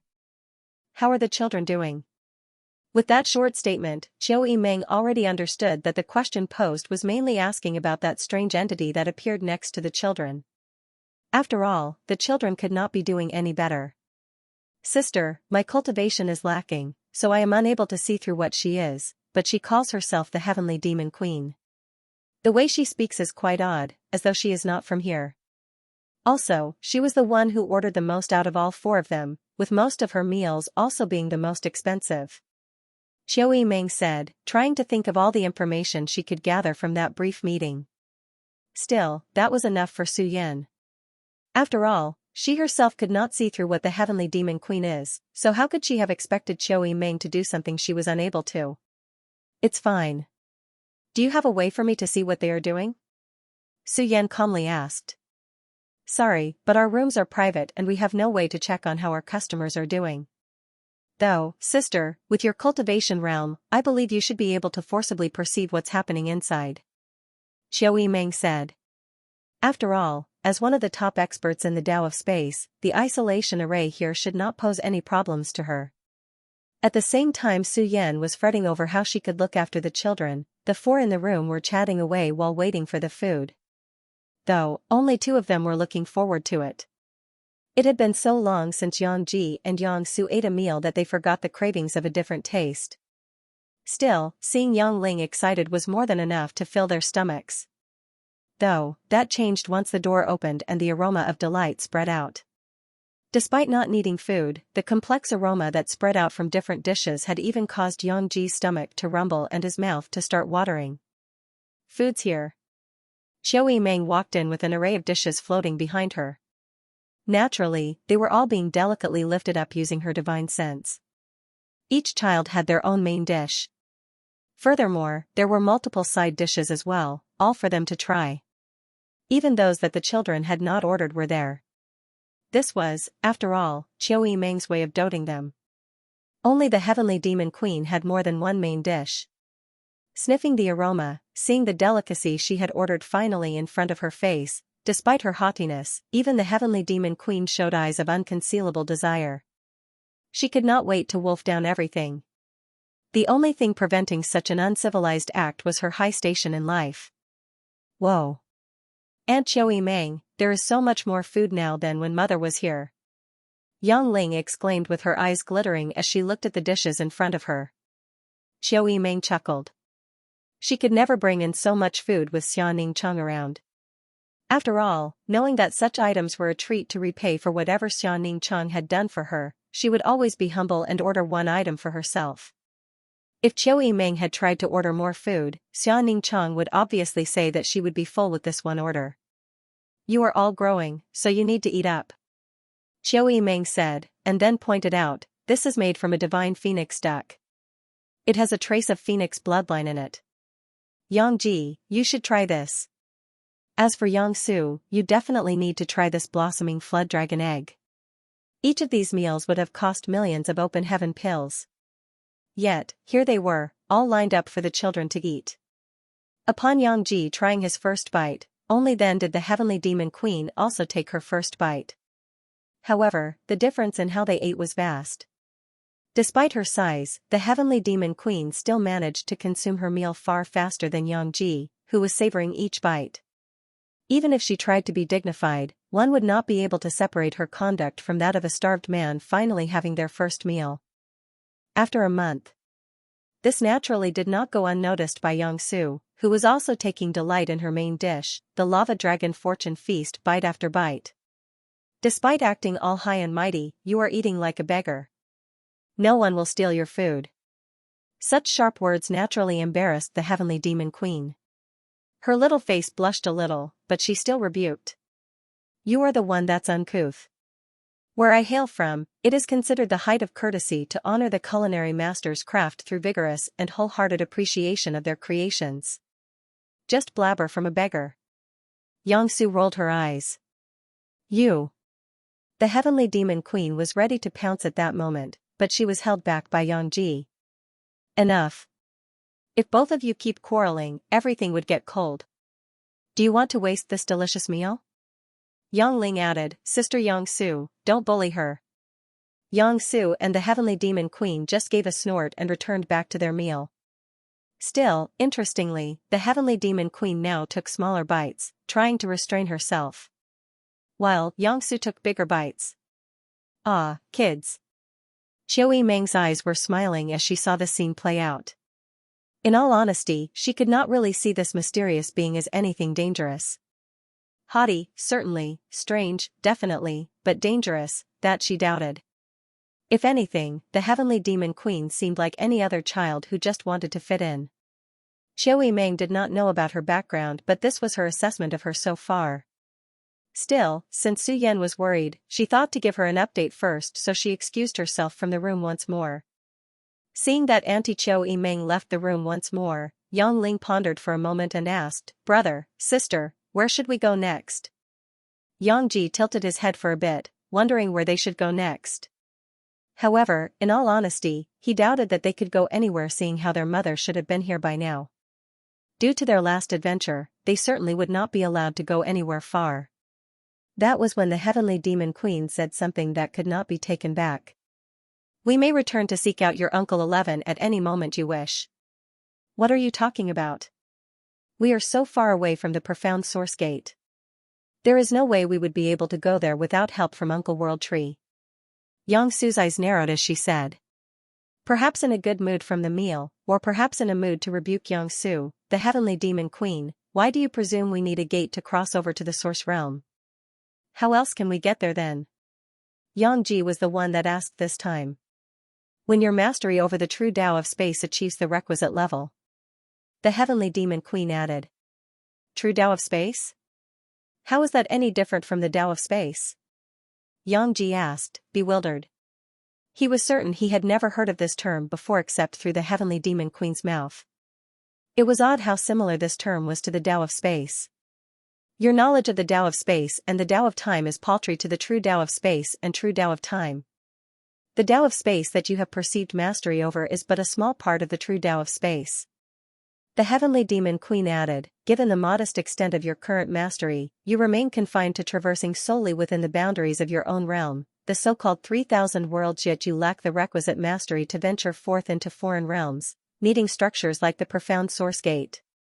So, it's just another level for us to reach?" Yang Ji gave a nod, quite nonchalant about this news. Yang Su was less calm, but upon hearing that it was just another cultivation level she just needed to reach, she calmed down. Yang Ling was probably the only one who lacked the confidence to ever touch upon such a mighty Tao. So, she was the one that started to worry. How hard is it to get good at the true Tao of space? It had to be said that Yang Ling had not even started exploring the Tao of space. So, news that there was another thing called the true Tao of space was a little disheartening for her. After all, she was already working hard to catch up to the oldest brother and sister, but no matter how hard she tried, she could never keep up. Like I said, refrain from belittling yourself. Your talent lies not in the true Tao of space and true Tao of time but in something far more interesting. The heavenly demon queen stated, but did not go into the topic any further. After all, she sensed that the isolation array was weakening. As she had predicted, the door opened once more. However, this time, Qiu Meng did not return alone. She entered with Su Yan. Mother Yan, the children greeted her. Only the heavenly demon queen remained passive, and gave a nod in greeting. N. Su Yan's calm and gentle voice spread. "After this meal, we would need to head back. Your father has returned." "Oh? Father is back?" Yang Ji was the first to get excited by this news. "Yes, over the next few days, we will all be very busy," Su Yan added, still calm as always. Maybe unintentional on her part, but she was staring at the heavenly demon queen while she said that. "So, finish up your meal and we will leave at once. Also, Sister Qiu Meng, would you like to join us later?" When Qiu Meng heard that, her heart immediately skipped a beat. She was excited at the thought of spending time with the children and Yang Kai. However, when she thought about how her cultivation realm still had not reached her goals, she shook her head. "It's fine, Sister Su Yan. I'll be busy during this period. It's best for you and the children to enjoy yourself without me." Seeing how Qiu Meng had her own plans, Su Yan did not force the issue. "In that case, do tell me when you have the time." "Of course." Qiu Meng gave a nod, and sweetly smiled. "For now, why don't you sit down and eat with us? We've ordered quite a lot of food. If you'd like, I can order more food." In gratitude, Qiu Meng said, as she took Su Yan's hand to the table. She took out a seat from a space ring and had her quickly seated. "It's fine. I'll just have some of the side dishes." Su Yan hurriedly added. It was hard to refuse with Qiu Yimeng being so excited as the host. Qiu Yimeng soon started suggesting the different dishes to Su Yan, explaining their origins and the chief intentions. Such details were not even said to the children, since she did not think that they would care much about it. However, Su Yan, being an adult, and knowing the nature of such ingredients, would certainly see their appeal. Delicious. Su Yan commented as she took her first bite out of the divine phoenix duck. Seeing how their own mother loves to eat this dish, Yang Ji added, Mother, in the future, why don't we come here more often? Hearing this, Su Yan looked at Qiu Yimeng, who already agreed to it without her needing to say a word. Seeing that, Su Yan agreed to it despite having reservations. While all this played out, the heavenly demon queen grew abnormally quiet once more, seemingly alert as she ate her meal. Since their father has returned, that means she would eventually have to meet him. Though she might be immature, she was not a fool. Who would allow a mysterious creature, who they do not know the origins of, to be with their children? Despite this, she also knew that this was a hurdle that she would need to overcome sooner or later since she could not really leave the twins. As for Yang Ling, seeing how the conversation about the best cultivation path for her had stopped, she seemed a little downcast. She wanted to ask the heavenly demon queen more about what she had not said. However, it seemed that the heavenly demon queen had no intention to continue the conversation for now, even with Yang Ling's cute pleading eyes. So, Yang Ling could only dejectedly continue eating her meal. Yang Kai had been worryingly pacing around, within the restricted area where Fang Tianci, Thunder Shadow, and Little 11 had lived in not too long ago. If any of his wives saw him, they would assume that one of them was giving birth again. He had relegated himself here because he did not want to get exposed to any of his wives yet. Out of all places on Star Boundary, this was the most unlikely spot for any of them to visit, and was the most secured from third parties due to the restrictions placed. Though he had mastered all Daos, it seemed like his Tao of women was lacking, as he did not know how to better his current situation.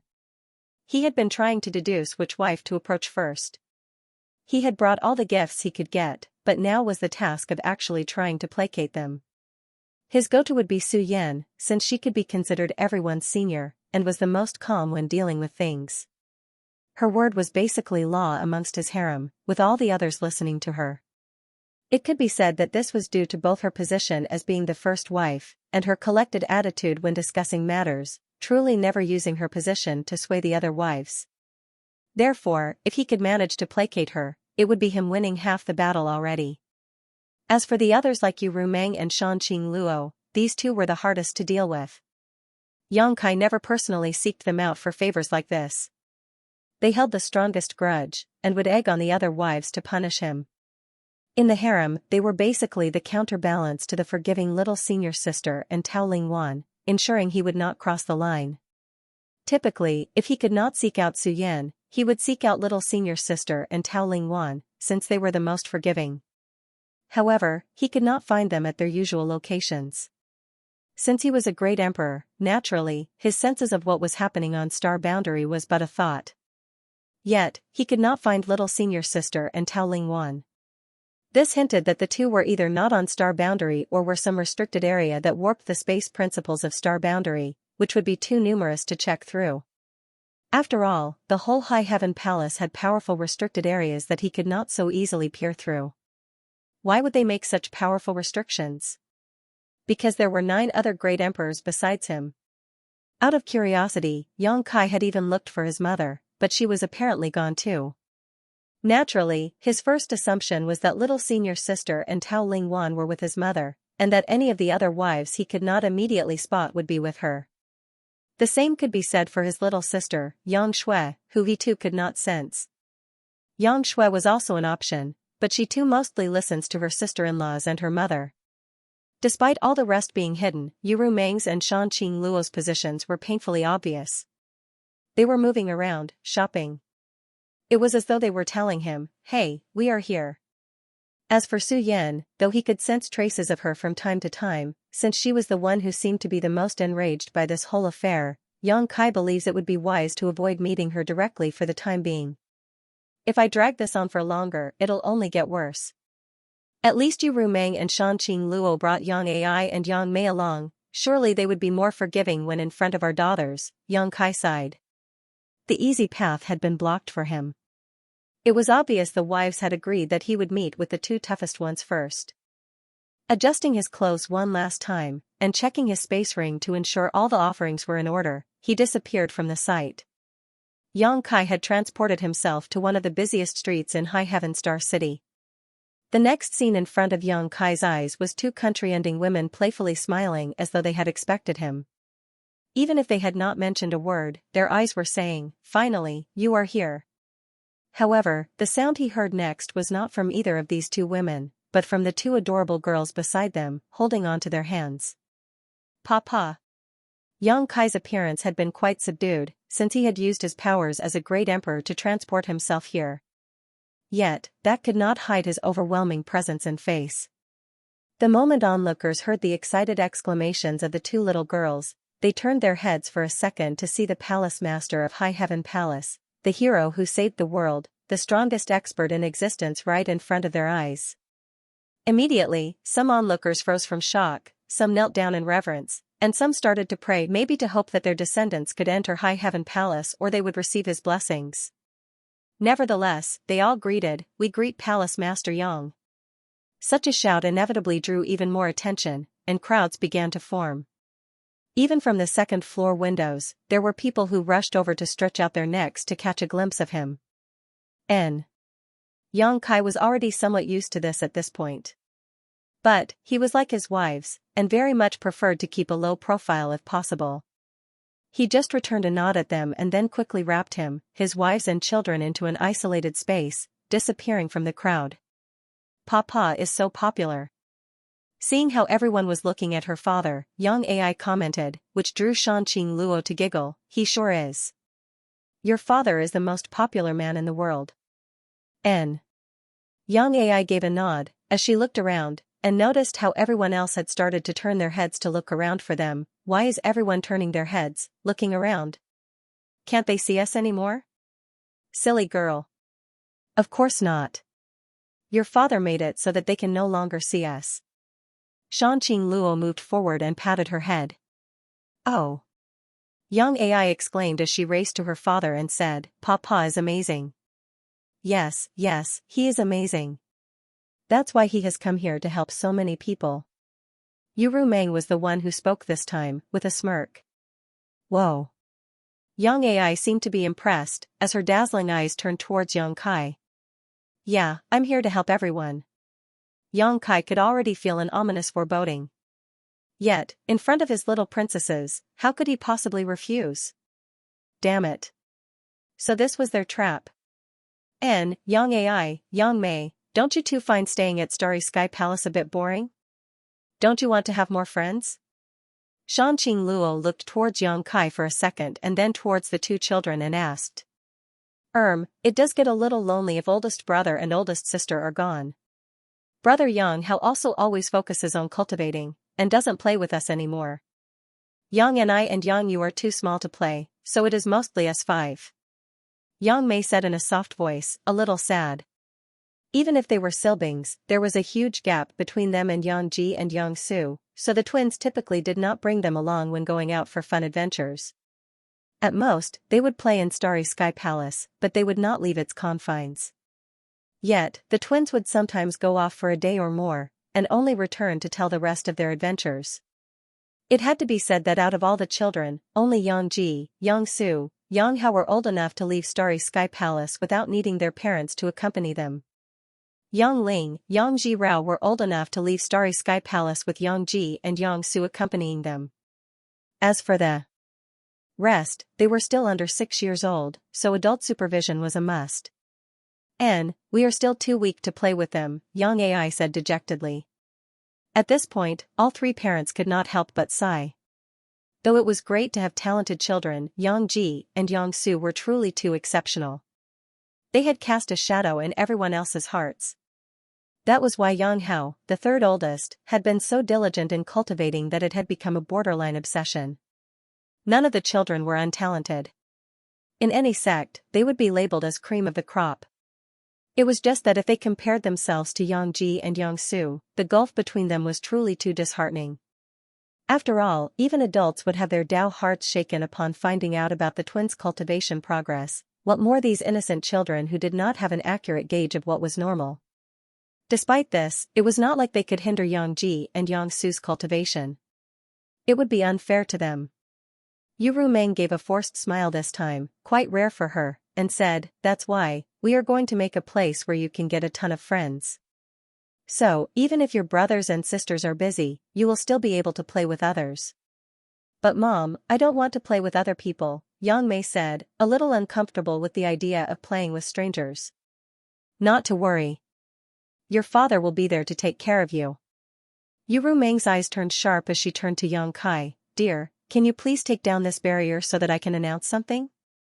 From what had been said, Yang Kai could already guess what was coming. However, could he refuse at this point? As a father, could refuse her in front of his two daughters? "Fine," Yang Kai said as he just awaited her next words. The isolated space that protected them from all the others slowly disappeared, showing Yang Kai again. Naturally, the onlookers were kept safe. Even if they were close to the distorted space, no harm would come to them as space distorted back to normal. Having the space around them change like this naturally bewildered many. Even if one knew that Yang Kai had manipulated space principles, they would find the sensation shocking. Yet, before they could grasp their bearing, an explosive news ran out. Yu Rumeng, as if waiting for this, stepped forward. "On the orders of all palace mistresses of High Heaven Palace will now be establishing the High Heaven Academy.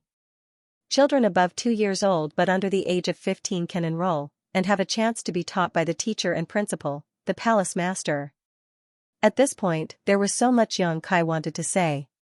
However, the words "orders of all palace mistresses" meant that this had already been decided upon, and there was basically nothing he could do about it. Well, at least it is not that bad. Yang Kai comforted himself. Though, what chaos he would face would need to be seen. Yu Rumeng's voice seemed to have resonated throughout the world. It was not just High Heaven Star City, the whole of Star Boundary seemed to have heard this news. This was naturally not because she had used her powers to spread the news. Rather, it was because the wives had already prepared for this news to propagate the instant it had been announced. Such preparation was by no means easy. They had dispatched High Heaven disciples to spread the news to the 36 cave heavens and 72 paradises first. After all, High Heaven Palace taking in so many seedlings would be crossing the line, no matter how one looked at it.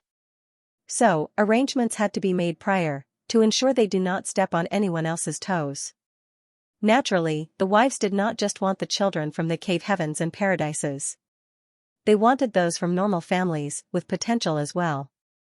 For this, they employed the help of the great emperors, Duan Hongchen, the bustling world great emperor, Zhan Wuhen, the iron blood great emperor, Gu Qingfeng, the wondrous pill great emperor, Mo Huang, the martial beast great emperor, Hua Ling Long, the flower shadow great emperor, and Li Wu Yi, the space traveler great emperor. When each great emperor had been approached and requested to help, they each gave different responses. For example, Duan Hongchen found it interesting and was eager to start traveling the world to announce the news. Though, it was unknown if he had been eager because he wanted to use this opportunity to tease his disciple, Wen Zishan. After all, who would not want to quickly have a godson to pamper? As for Gao Shueting, Wen Zishan's disciple and wife, her reaction to the news was certainly interesting. It could be said that on that night, their marital bed was noisier than usual. In contrast, Zhan Wuhen and Mo Huang were much more muted in their response. However, seeing how this would strengthen and improve Star Boundary as a whole, they supported it. However, Mo Huang stressed that the academy needed to have beast taming as a part of the curriculum, and Zhan Wuhen stressed that body tempering. Naturally, to this, the wives agreed, since they would much prefer all children to be exposed to many different daos while they were still young. Gu Qingfeng and Hua Ling Long were helpful, since the former was Xiaoning Cheng's master and the latter was someone Yu Rumeng understood very well. After all, Yu Rumeng had once disguised herself as the Flower Shadow Great Emperor's disciple. So, naturally, Yu Rumeng knew how to push and pull. Still, Hua Ling Long did not refuse, as she personally found this project to be interesting. If she could pick out a few budding flowers from the batch, she found it all the more worthwhile. As for Gu Qingfeng, seeing how this was one of the rare requests that Xianxia had come up with, he gave it his all to fulfill it. Such was a master's adoration for his disciple. Then there was Li Wuyi, the space traveler great emperor. Thanks to the expansion of the bottleneck of star boundary, Li Wuyi had finally become a great emperor. After all, he used to be the foremost pseudo-great emperor, behind Yang Kai. So, such a station was only natural. This title, space traveler, was given by the star boundary's will. When Jiao Feng, a woman who had Phoenix bloodline, heard of this title, she immediately thought back on how he would try to peek and escape. Naturally, she could not help but tease him to no end. Still, how he got the title was for star boundary's will to decide. Whether it was through such constant activity remains a mystery. Regarding Li Wuyi, technically, the wives did not approach him first. Rather, it was Mo Huang who approached him and told him about it. Typically, Li Wuyi would be uninterested in such events. After all, he had no children of his own, and the only little one he had taken care of was Mo Xiaoqi, who was way older than 16. However, he had already reached the 8th Order Open Heaven realm. Though he had taught the Tao of Space to others in High Heaven Palace, he had not officially taken in a disciple. Why not just take in any disciples from High Heaven Palace? Most children in High Heaven Palace were affiliated with the sect from birth. Their parents were from High Heaven Palace, and the children as well. Their understanding in the Tao of Space had been influenced by Yang Kai, since their parents had most likely been raised in one of the sealed worlds or his own small universe. Normally, this would be fine, but as his own personal disciple, Li Wuyi would like to pass down his mantle in its entirety, with him building up their foundation. As for those that entered from the outside, they would typically be a little older, above 12 years old. For Li Wuyi, this was a little too old. He much prefers to see children around 3, to raise them with his Tao of Space. As for why he does not take in people into his small universe, to raise them, he did not see his small universe as being perfect enough. Though small universes could hold living beings, that did not mean it was suitable to raise people inside of it. The lack of Taos inside would hinder one's progress. Besides, what could beat star boundary's environment? Raising others inside when there was star boundary would be starving them of true opportunities. Such actions go against his own principles. Thus, Li Wuyi saw this as a major opportunity. Because High Heaven Academy was going to be different from High Heaven Sect. Certainly the two were still affiliated, but they were entirely different entities otherwise. A student need not be inside of High Heaven Palace when they joined High Heaven Academy. Anyone could join. It would be open to all, regardless of one's talents. Furthermore, one's background did not matter to the academy. In short, they could be affiliated with a cave heaven, and still be allowed to join the academy. After graduation, these students would then be sent back to the cave heaven, to further their education and cultivation. In fact, other sects or individual experts could come to the academy and choose who they would like to take under them, and if the children were willing, they could immediately leave the academy. Furthermore, High Heaven Academy was made not just for cultivators, but they wanted to also have mortals in mind. After all, there was still a subset of people who could not cultivate, but they could do something more in their life. However, it should be stressed that one's background was to be kept secret in the academy.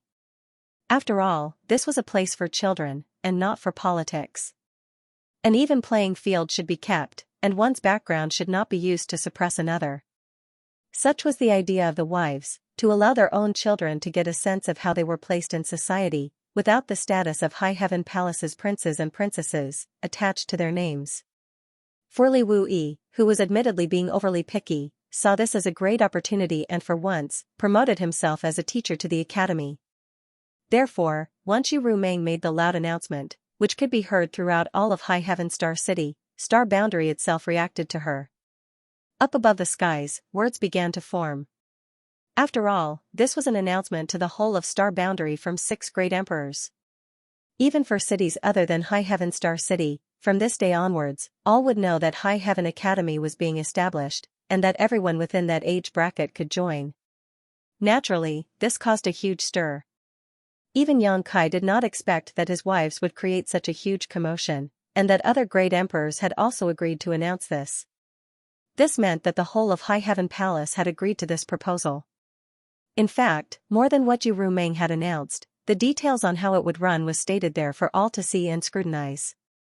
Mortals and cultivators would intermingle in the academy, secret realm would be built to house the academy, and the secret realm would be connected to all cities around Star Boundary. Even the curriculums and holidays had been listed, along with the major events each year. It had such a long list of things that it would have been hard for anyone to remember everything. Yet, thanks to the great emperors using Star Boundary's will, anyone who saw this news up in the sky would remember the details clearly, no matter if they had the memory of a goldfish.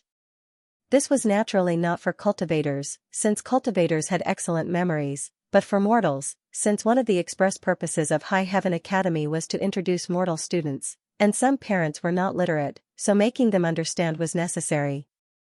Also, with this, all questions in the hearts of the surrounding people were all answered, and they need not bother Yu Rumeng and Shan Qing Luo with questions.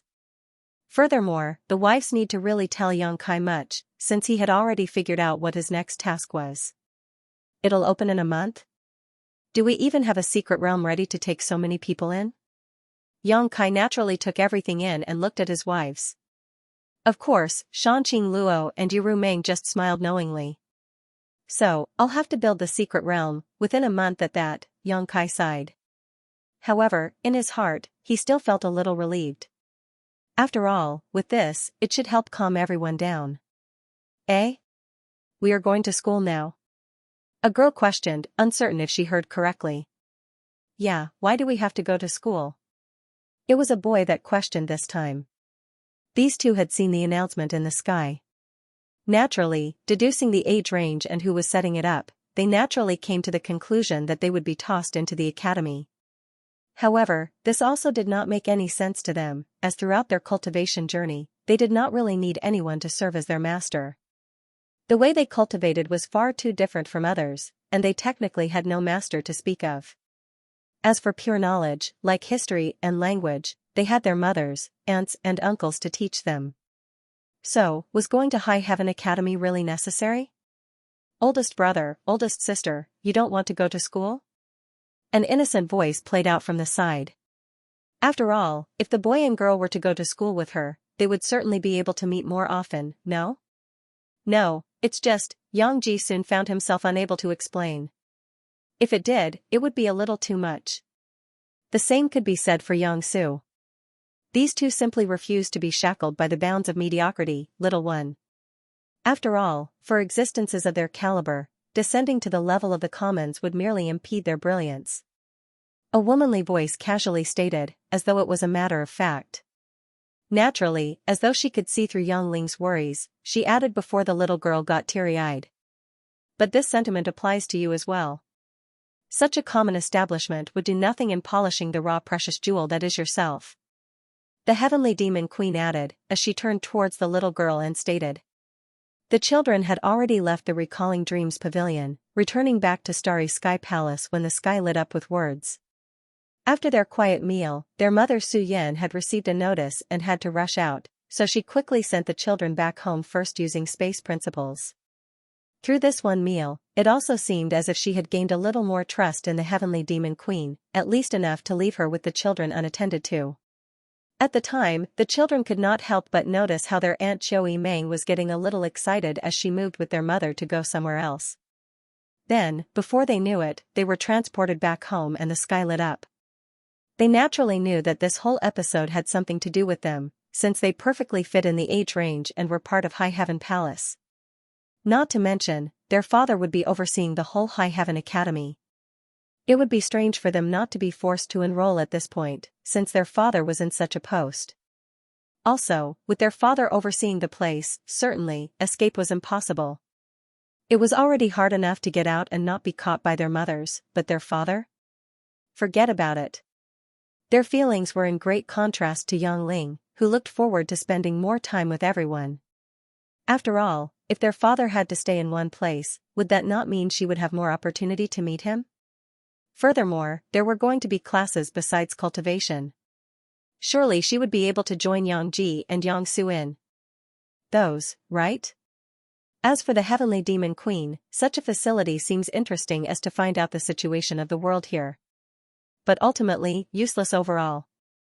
In her view, rather than limit the children with those of inferior knowledge, these adults might as well seek the truth of the world. Oh?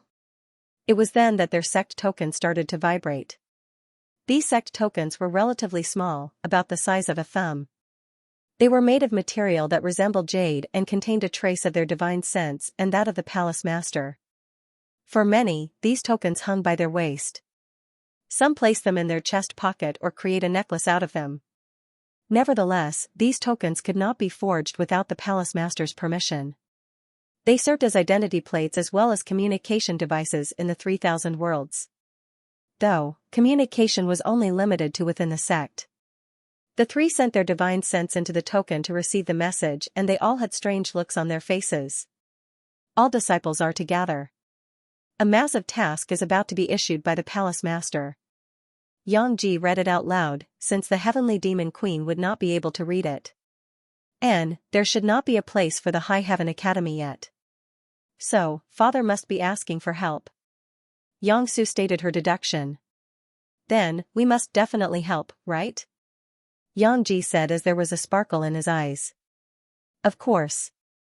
Xianxia similarly opened her eyes wider at those words, which contain another meaning. Given your daily confinement to that locale, one ought to construct accommodations befitting oneself, no? The heavenly demon queen seems to have gotten the gist of it and fully agreed with their thoughts. Let's go. As for Yang Ling, she just saw this as something interesting to do with her siblings. Oldest brother, are we going to call the others? Why not? Might as well gather everyone and go to the main hall. Xianxia gave a nod and he grabbed Yang Ling's hand, teleporting away the instant he did so. As for Xianxia and the heavenly demon queen, they could easily sense the space rift Xianxia tore open and transverse through it themselves. Though, they certainly would have preferred it if he did not leave them out like that. The main hall of High Heaven Palace was a unique space that was no different from an independent world. The interior was far larger than its exterior, and it could house millions of disciples. There were even private rooms in the main hall, in case they have people that wish to keep their presence unknown. Initially, Yang Kai wanted a simple hall, but when practicing the Tao of artifact refining on a building, he went a little overboard. It could be said that for an entire year, he did not even see his wives and was holed up creating this main hall, with multiple functions. Seeing the stage from 10 kilometers was hard for those with weaker cultivation, right? No problem, Yang Kai came up with screens and speakers by focusing on the Tao of sound and the Tao of light. Was it not a waste for this huge space to only be used as a hall where people gathered to be announced? No problem, why not make it into an auction house from time to time as well? With such ideas that kept popping up, Yang Kai could have been done within a month, but he kept adding functions that eventually stretched the project to a year. Typically, his wives would not mind since secluded cultivation itself might take decades. However, some were pregnant at the time, and even if they did not reprimand him for being so engrossed in something, his mother certainly would. Currently, in this overdone main hall, millions of disciples were seated comfortably, awaiting for the palace master to appear. There were a mix of expressions on their faces, as some of the younger ones who fit within the age range were wondering if they would be allocated to High Heaven Academy instead of sticking with their current master in High Heaven Palace. There were also those older, who were not impacted by this new news, who simply wore solemn expressions. The oddest ones were probably couples with children of their own, who were wondering if their children would be placed in High Heaven Palace or High Heaven Academy. Up on stage, the elders and those above were already there like Hua Qingxi, Bian Yuqing, Yuchong Dao, Nanmen Dejun, Xiaoya, Zhao Yibai, Su Yi, and etc. Even some of the palace mistresses were already seated like Su Yan, Xiaoning Chang, Zhu Qing, Chu Hua Chang and Tao Ling Wan. Their children, in the meantime, were placed in one of those private rooms. It had to be mentioned that even Yang Hao, who was in secluded cultivation, was called out for this gathering. After all, this whole event also concerned him, so he too needed to be present. In fact, Zhu Qing, his biological mother, had specifically set out to call him over before the rest. So, by the time Xiaoning Chang had moved to gather all the children into this room, Yang Hao was already here. Ah! Yang Hao, long time no see. Yang Ji immediately exclaimed after seeing his little brother for so long. Oh? You've grown taller. Xianxia next spoke up. Big brother how? Yang Ling greeted. Meanwhile, some of the other children hesitated a little before greeting him. Big brother how? Yang Hao was the third child, so he grew up with Yang Ji and Yang Su. In a way, they were quite used to his cold and aloof demeanor, which was quite an interesting contrast to his mother, who was quite fiery and passionate. Though to be fair, his coldness was actually due to how his mind only focuses on one thing at a time, and he was actually pretty absent-minded most of the time. This was something obvious to Yang Ji and Yang Su, but to the others, who rarely see him because of how often he spent in secluded cultivation, along with his quite thick eyebrows and never smiling face, he just seems fierce. Geez. Smile a little, will you? Yang Ji rolled his eyes and he moved over to pat Yang Hao on the back. However, all he received was an N, and a smile that seemed really forced due to how little Yang Hao did it. That's better. So how far are you now?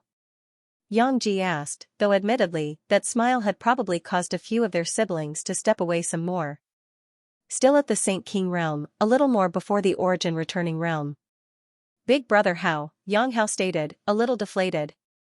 But before he could say more, the screen in front of everyone flashed and a few familiar figures had appeared.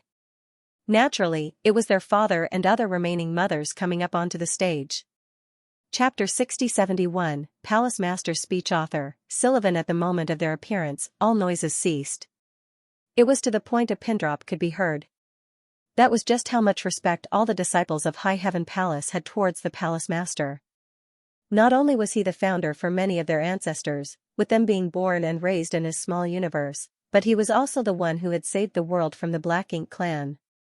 On such a day, where they could finally see the hero of the world firsthand, many went silent to catch every word of his.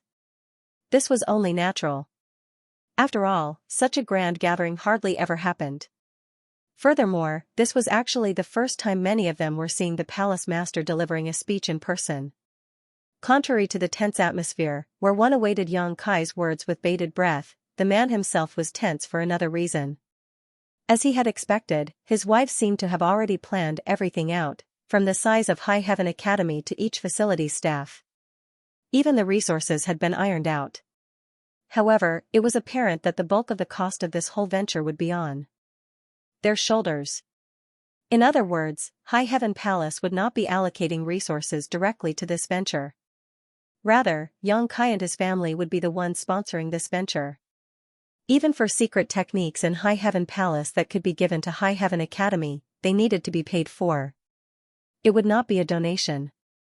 There were a few reasons for this. Since High Heaven Academy was not strictly tied to High Heaven Palace, they should not allocate existing resources to High Heaven Academy. This would be unjust, as they would be taking resources from the current disciples of High Heaven Palace to provide them to High Heaven Academy. Even if High Heaven Palace was wealthy, it was not like their resources were unlimited. At the same time, to maintain the fact that High Heaven Academy was a neutral space for education, they should not be biased in accepting donations from outside sources, which includes High Heaven Palace. They definitely did not want to be tied down to certain demands from a sect, just because they donated a precious secret technique to the school. So, a fair trade to settle matters openly would be best. They might also have teachers from different sects, with different agendas, but such risks could not be helped. They could merely manage it such that nothing detrimental falls on the children. Also, such exposure might actually be great for the children in terms of exposing them to a variety of lifestyles and belief structures. For Yang Kai, all these arrangements made sense. It was just that he could feel his space ring bleeding. He was not a materialistic person. He was willing to spend if needed, and give away rare precious treasures to those he loved. Yet, he could not help but feel the heavy burden this whole school would take on him. In fact, his heart had already fallen when he gave his gifts to Shanqing Luo and Yuru Meng, only to have them say that these would be great for the new school. Since the resources would be provided by the Yang family, this included his wives. In short, they too were going to help him carry the burden. However, this also meant that his plan to appease them with gifts had fallen short. Though, admittedly, he knew that placing his hopes on such gifts were futile in the first place. Right now, as he stood before millions of disciples, he could feel their smiles from behind him, like cats watching a mouse. As for his mother, he certainly dared not look at the daggers she was staring at him with. It was as though she was screaming, "You dare do that to my precious baby grandchildren," with her eyes. Even his script has been prepared for him beforehand. That was just how thorough they were. Disciples of High Heaven Palace, today marks the formal establishment of High Heaven Academy. A bastion that will forever shake the foundation of the 3,000 worlds. The grand announcement has been made, with all sectors of Star Boundary and beyond having heard of its grandeur. For those still unaware, here is a token with all the details. Use your divine sense. We will wait for 30 breaths. Xianxia confidently took out a prepared token and lifted it up midair. Soon, countless divine sense flooded out, scanning the token. Even for those who had read the announcement in the sky at the time, they still read it again. After all, they feared they might miss out something, so they scanned the token. After 30 breaths, Xianxia continued. The location has been decided.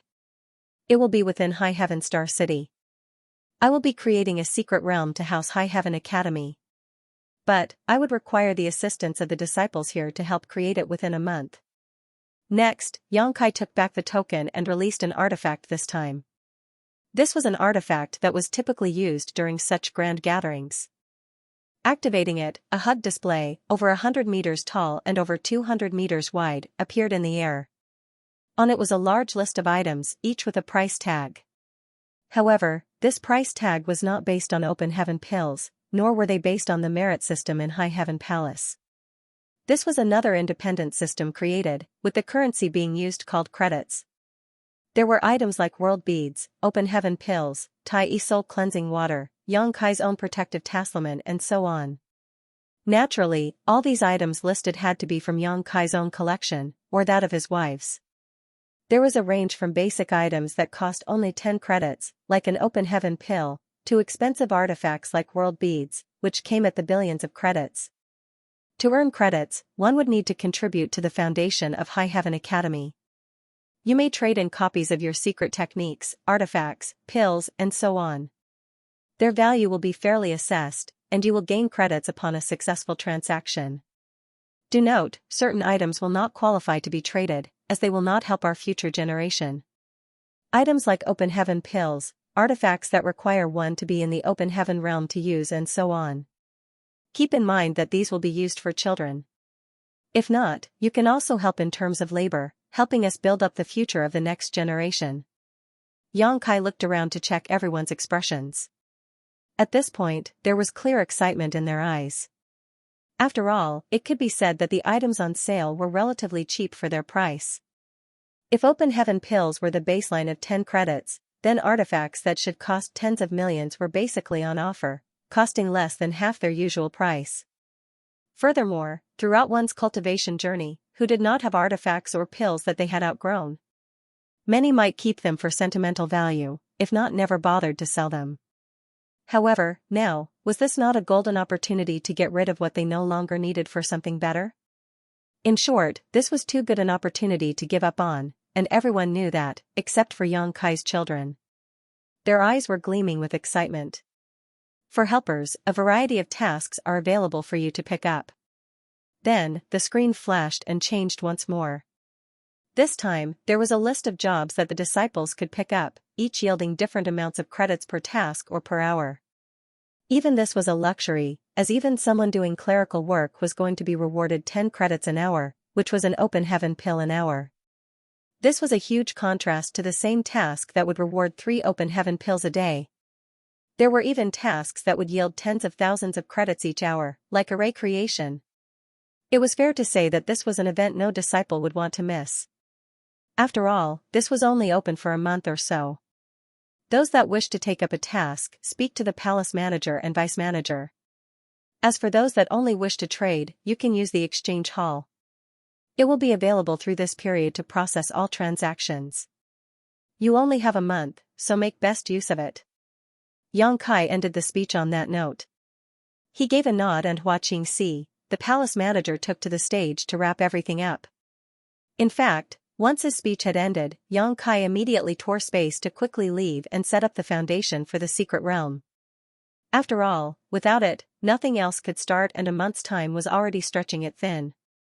Of course, the main bulk of everything had already been said by him. Xianxia was there to answer questions if needed and to direct the disciples in the finer details like where they could take up tasks, and etc. Overall, the atmosphere was exuberant, with many disciples wanting to immediately rush over to the counters outside the main hall and immediately start taking on tasks. This was obvious once the whole speech ended, with the elders and palace mistresses leaving. First, the disciples immediately rushed out, with some heading to the exchange hall first, while others heading to the counters first. As for the children, they were not really all that impressed.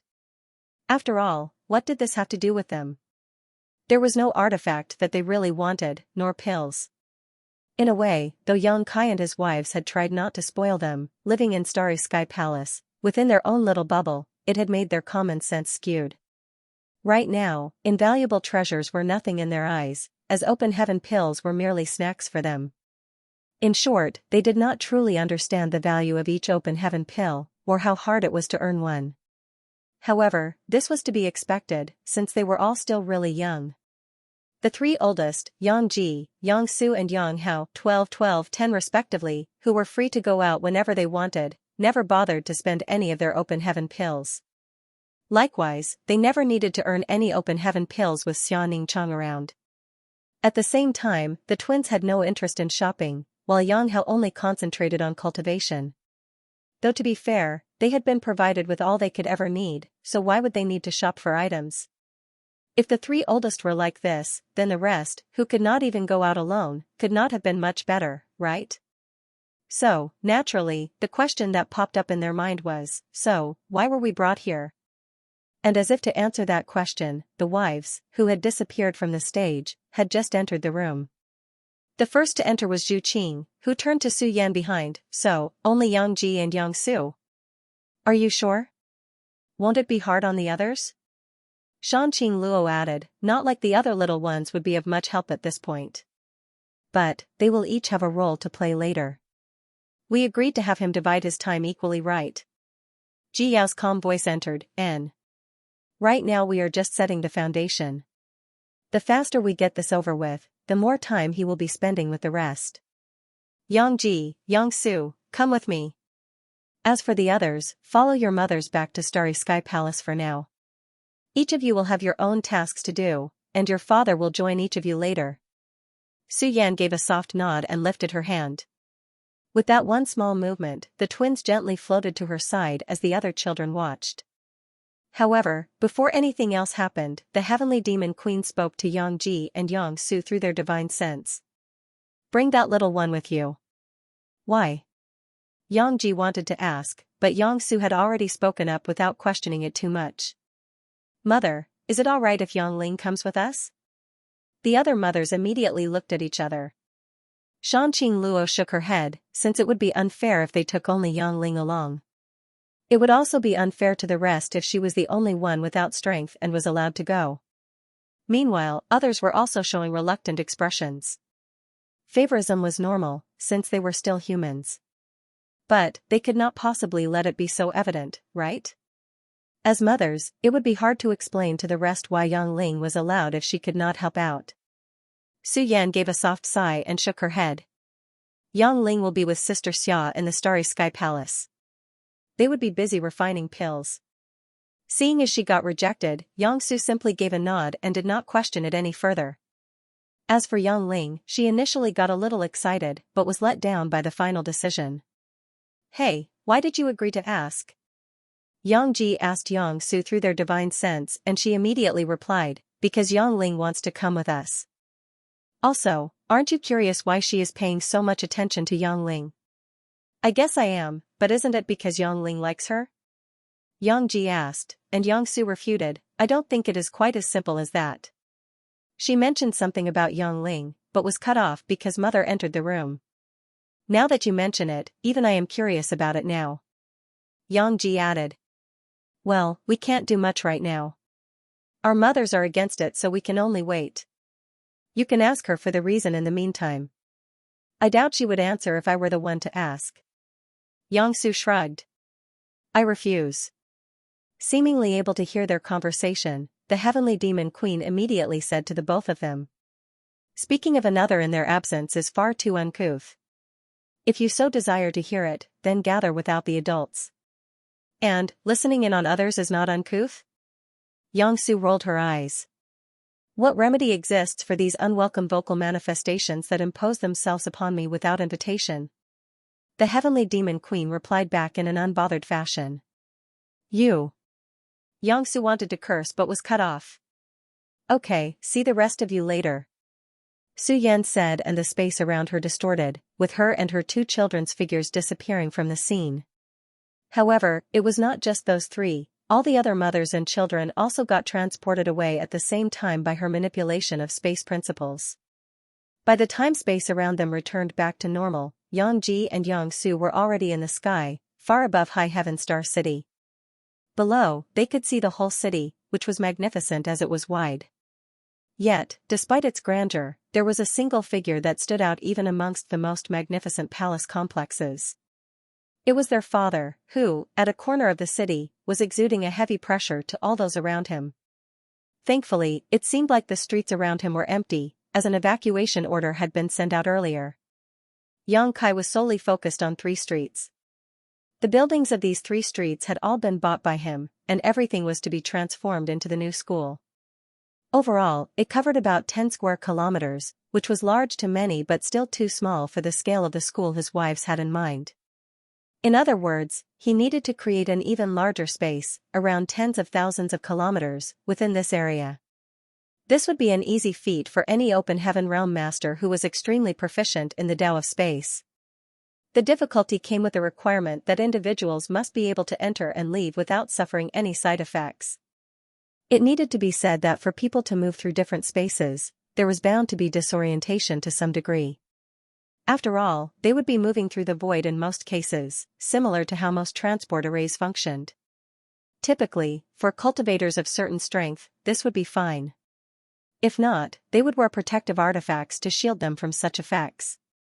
Even so, there were cases where cultivators would feel sick and weak for an entire day.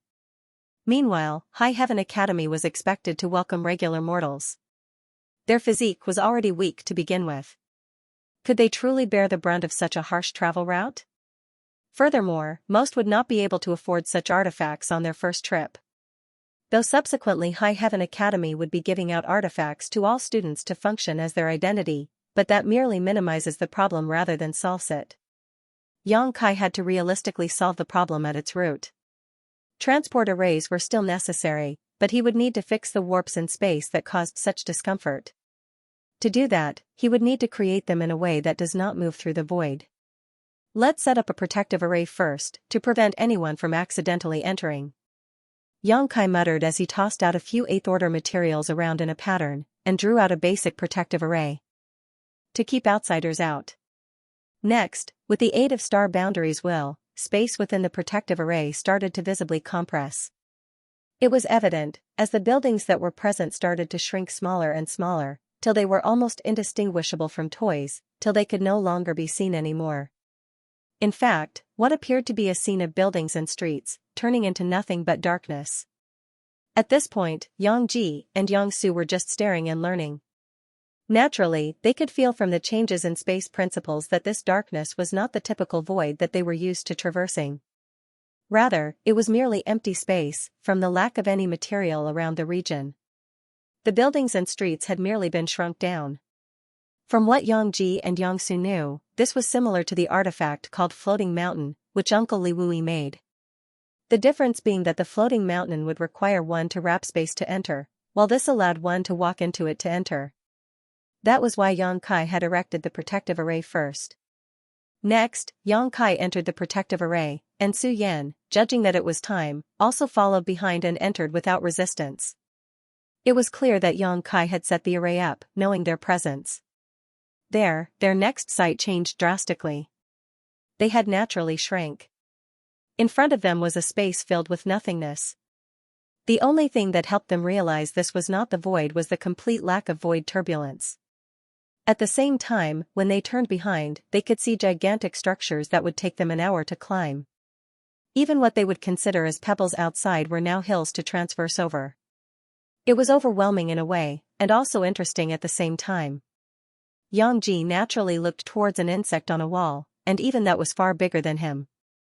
Yang Kai, who immediately noticed, turned back to ask, "The view outside is better, you know? Nothing is better than seeing it firsthand." Su Yan answered, giving Yang Kai no space to refuse. Yang Kai sighed and looked towards the twins and explained. "I'm going to start adding the foundation for the place, since it is so empty."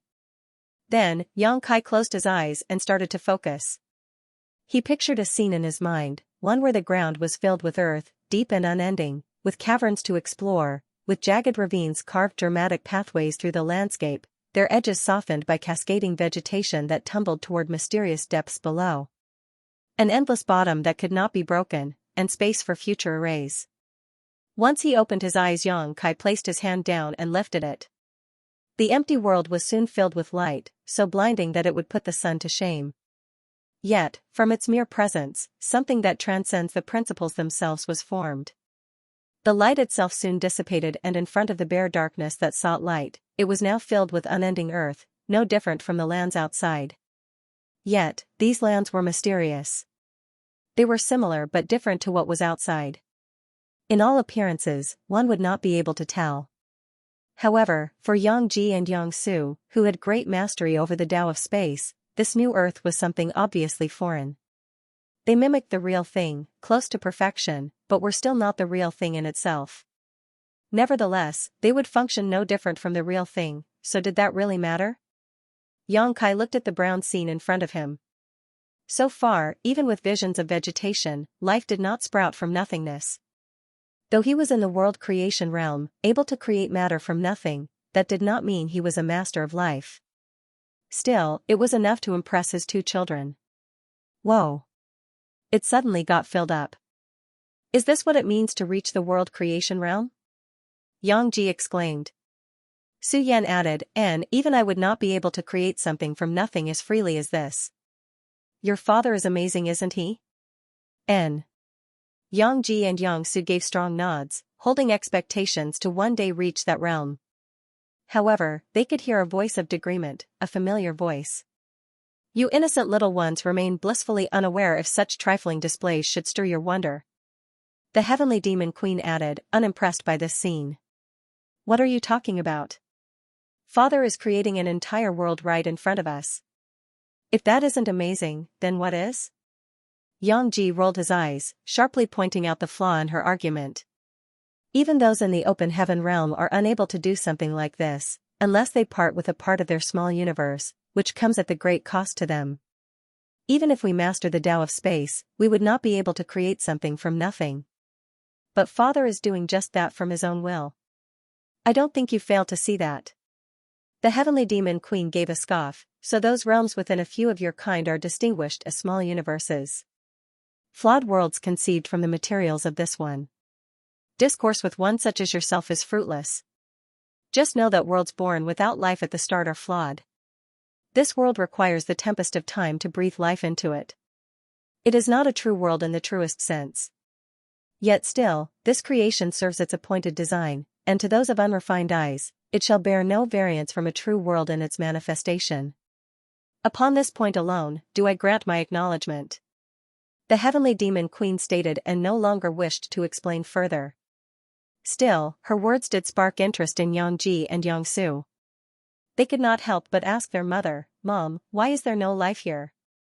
Instead of Su Yan answering, it was Yang Kai who overheard them and answered, life takes time to sprout. It is not done in an instant. But no worries, in 1 month, this whole place will be a paradise of green. Right now, all it takes is just the passage of time to pass by. But before that, I still have to set some things up. Yang Kai then took out a small sapling. It was none other than a world tree clone. Since this was going to be an independent space, though still connected to star boundary, it would not receive as much of the blessings of the world tree as outside. The only way to solve this was to plant a world tree clone here, so all children would be blessed. It should be noted that universe worlds, like Star Boundary and Myriad Monster World, were filled with people due to the blessings received from the World Tree clones, Star Boundary especially. The reason for this was due to how the blessings would not only affect the parents, but would be more effective when passed down to children born here. So many couples, those wealthy enough, would strive to settle down in star boundary to receive such blessings. However, those weak and poor, outcast and uneducated, would never receive such a blessing with the current system, whereby everything was monopolized by the powerful and wealthy.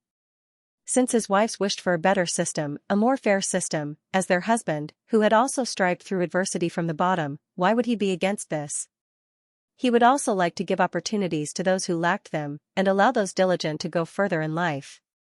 With this one sapling, though they might not be able to completely eliminate that gap, they would significantly narrow it down.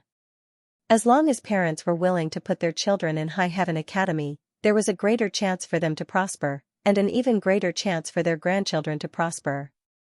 Xianxia placed it down at the center of this place, which was a tall mountain, already laced with channels for the river beds. There, without a single trace of water, the sapling took root and immediately began to grow, little by little. Next Xianxia looked to the sky and he clasped his fist. The supposed sky above, bright and radiant from the sun's rays, soon darkened with massive clouds that covered the world.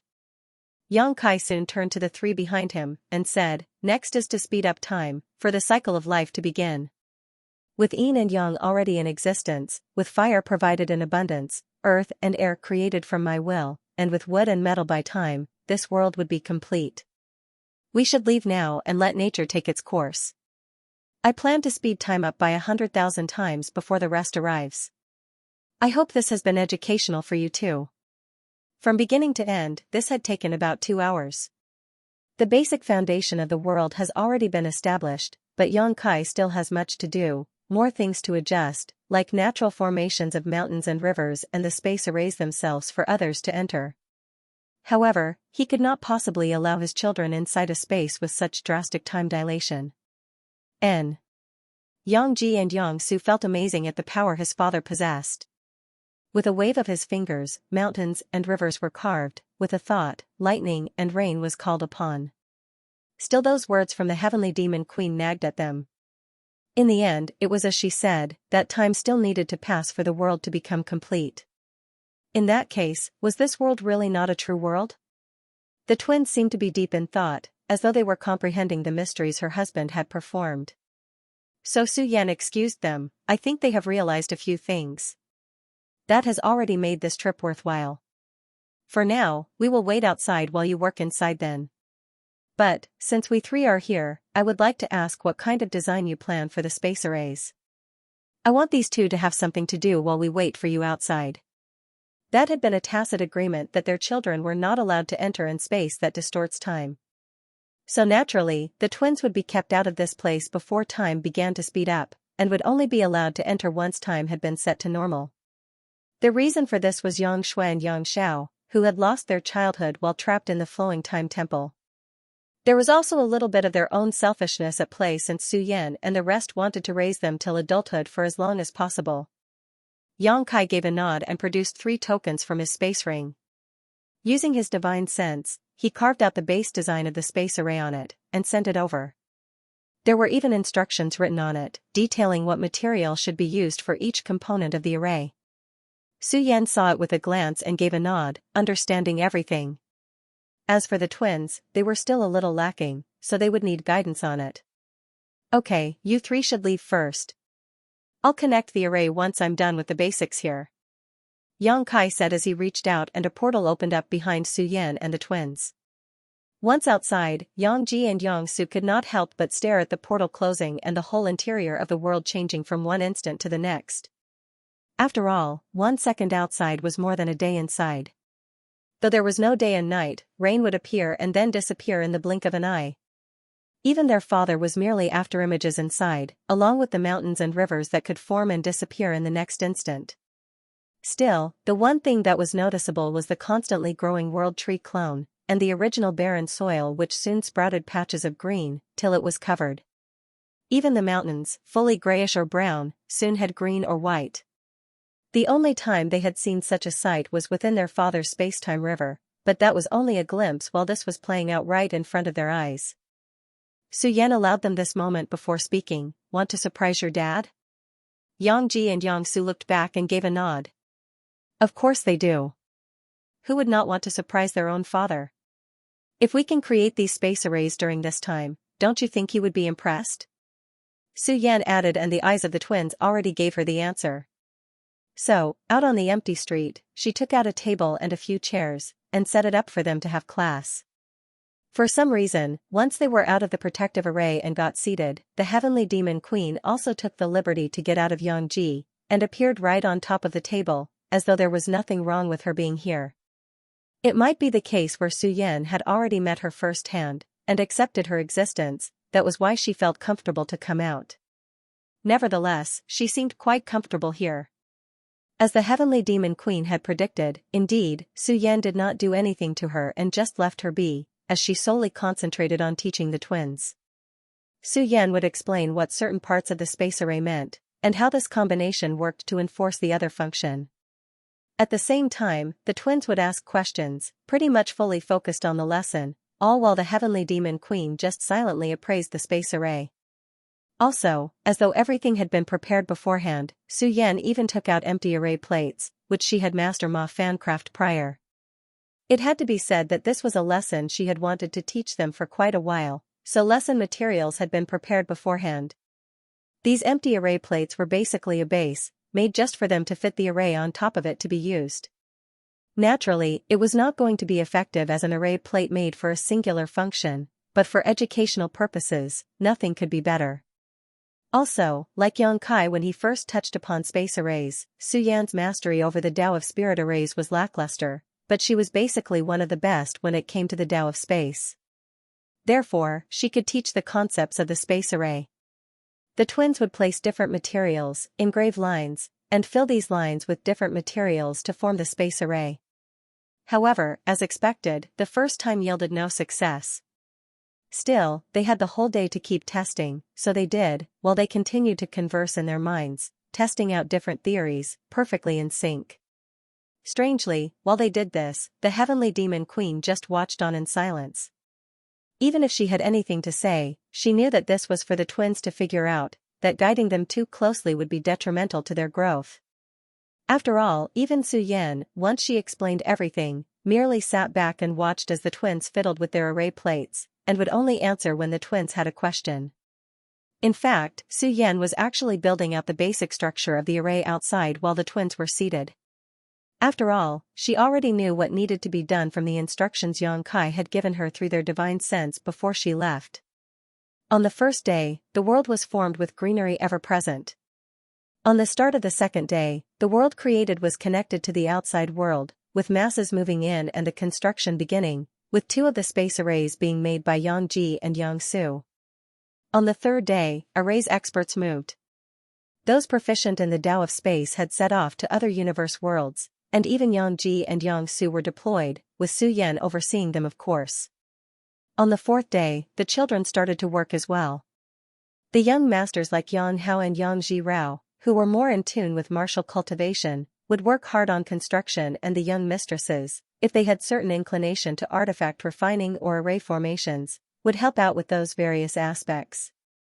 Naturally, Xianxia would take turns with them and accompany them while they worked. Truly being a father on rotation. On the fifth day, centers for enrollment and hiring would be set up in the various universe worlds. Naturally, these were to be manned by High Heaven Palace disciples. Teachers from all walks of life would be welcomed, though the stringent tests that High Heaven Academy put up for them were not few, with many having to later travel to High Heaven Palace for the final vetting. On the sixth day, they started designing and weaving the school uniforms. All children took part in this, except for Xianxia and Xianxia since they were away. The design for the boys was simple, a white robe with blue highlights with the words High Heaven Academy behind, placed vertically. The boys just gave a nod and said that the design was good and moved on, even Xianxia gave his approval with relative ease. However, the females were broken up into camps regarding their uniform.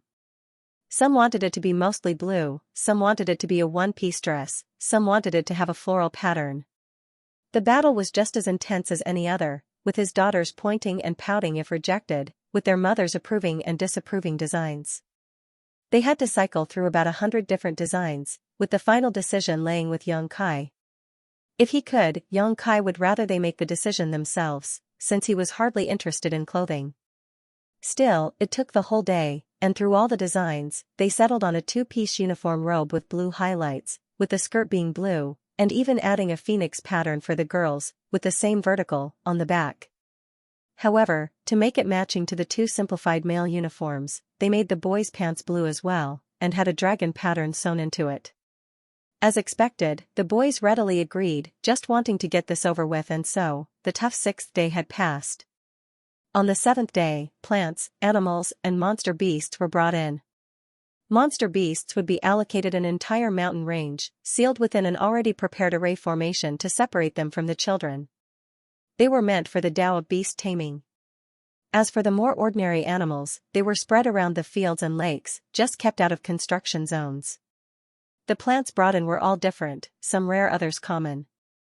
They were here to mainly educate the children about the different types of plants. Naturally, anything dangerous would be planted in a different location. Each day, there was always something different being established or brought in. Each day, High Heaven Academy was gradually coming into shape. Eventually, an entire month was over and the grand opening took place, with all the students, their parents, and teachers invited. It did not matter if they were cultivators or not, all were welcomed.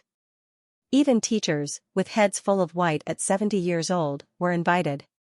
Maybe, from where they had been, the journey here to the campus itself seemed so mystical that they could hardly believe their eyes. So, there was a wide array of expressions, from those that were used to such sights and those who found it to be miraculous. Regardless of their background or upbringing, High Heaven Academy had exceeded all expectations, as there was one common expression filling their eyes, which was great astonishment. Even those that lived a life of luxury since birth would have never seen the sight of land plagued by demonic energy or monster energy so close to their dwelling place, yet completely isolated. What more, an actual world tree clone just for one secret realm. Also, regardless of their cultivation realm, be it parents or children, unless they were in the Emperor realm or above, they would all be suppressed to be no different to ordinary mortals here. Their cheese could not be mobilized unless in specific areas of the school. So, even cultivators were surprised by this place. On this day, all were gathered in the grand hall of the school, which did not pale in comparison to High Heaven Palace's own main hall. It was so massive that millions easily fit in it with more space available. Still, the thing that attracted everyone's eyes was not the setting but the person hosting, the eternal hero, now principal of this great school, Xianxia. His presence, appearance, and demeanor, like the Lord ruling heaven, bore down on the onlookers as they could feel their hearts beat at his every word. This was despite his words being gentle, saying a speech that was not even prepared by him, but by Shuiyu. I would like to express my gratitude to all guardians who have entrusted their children to us. Through the next few years, all your children will be staying with us, but rest assured, we will take care of them like our own. The parting will not be eternal, as they will be able to return with you twice a year for 2 months in total without cost, so all can be rest assured. Xianxia waved his hand and a screen appeared, showcasing images of the dormitories the students would be staying in, and the meals they would eat. He then explained how the children would live each day, and how the classes had been structured. For cultivators, the current classes were made based mainly on the Tao they pursued, and split up further according to their cultivation realm. So, there was only one class for those that pursued the Tao of space, due to the low number of students, but multiple classes for those that pursued the Tao of the sword, split according to each student's cultivation realm. For mortals, their classes were split mainly based on their current education level and then age. For example, those illiterate would be grouped and then further split up based on year. They would also have a chance at cultivating, all materials given would be equal, regardless of talent. If they managed to become cultivators before the year ends, then they would be moved to classes for cultivators. If not, they could try again next year. However, the priority for their education would still be things that would be helping for their mortal lives. Naturally, for each student, before they officially enrolled, they had been tested prior. So, such allocations were made possible. Currently, in the Grand Hall, the students were all already seated in their respective class, with their overall teacher in charge seated just in front of them, and the parents arranged to seat behind the students. At this point, while Xianxia was talking about the class allocation, many parents and students looked to their left and right, seeing how the children had been arranged. There were certain classes that were smaller than the others, but in most cases, it did seem like the number of mortal students was higher than the number of cultivator students.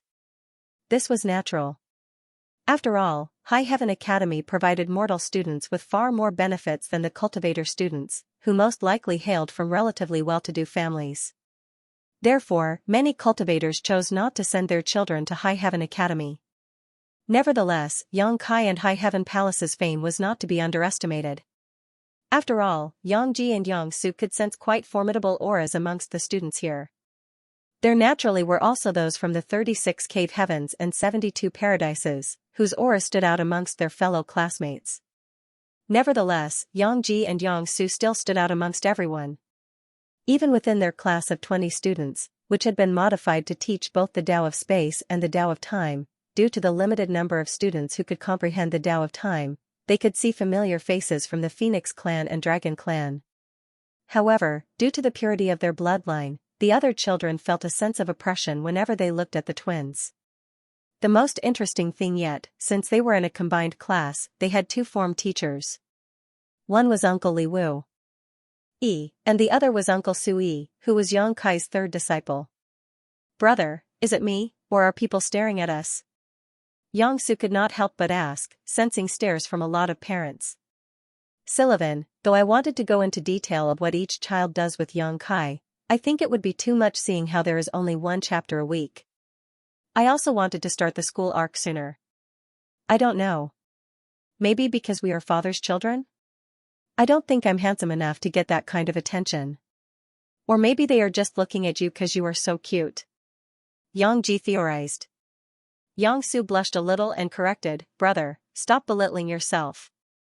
You are handsome enough. I can already see some girls stealing glances at you from the corner of my eye. Also, I don't think it is because of father. They are paying attention to the both of us, but not to Yang Hao and the rest. It's so strange, what else could it be but your transcendent cultivation realm? Though masked, do you believe you twins could conceal such matters from the eyes of true experts?" The heavenly demon queen stated as if it were a fact. "Even if not your cultivation realm, your bloodline already sees as much attention. Check the other little ones that surround you. How do they compare to you too?" The heavenly demon queen asked, and Yang Ji swept his divine sense to their surrounding classmates. "Oh? The highest here is in the transcendent realm, that's 2 major realms below Yang Hao, who is in the Saint King realm." Yang Ji gave a baffled expression and then swept his divine sense to the other classes as well. "Eh? The highest is only in the Saint King realm?" As Yang Ji swept through class by class using his divine sense, the heavenly demon queen had her eyes narrow for a moment before returning to normal. It was so fast that neither Yang Ji or Yang Su noticed despite her being in Yang Ji's dantian. It seemed like she had spotted something peculiar, but she chose not to voice it out just yet. In fact, the person that drew her attention had also frowned at that moment but remained perfectly composed. Instead, even without knowing all the cultivation realms of this plane, she retained her usual composure and continued to explain to these ignorant children, who were so sheltered they did not even know that Tao Source realm experts like them, ignoring age, were already rare. You two have yet to bash under the stars and still remain sheltered. Even I, who am not from your plane, could tell how exceptional you two are at a glance. Those onlookers must surely be pondering in their hearts what manner of prodigies you two might be. They likely question whether there was some error in the age verification process, given that you two were permitted entry. So, compared to other children, we are just that strong, huh? Yang Ji seemed to be in thought for a moment. We already know that we were strong amongst our siblings, but the result here is a little disappointing. I heard from our mothers that there are going to be prodigies from the other cave heavens and paradises. I guess they did not send their best, Yang Su agreed with his view. Yeah, if they had sent their best, I'm sure they would be much stronger. Though the twins had convinced themselves of this, the reality of it was that for most prodigies, it would take more than 100 years just to reach the origin returning realm. For the true cream of the crop, with close to unlimited resources, they might take 50 years or more to reach the Tao Source realm. Yet, they twins were expecting such a feat to be accomplished before a child reaches 16 of age.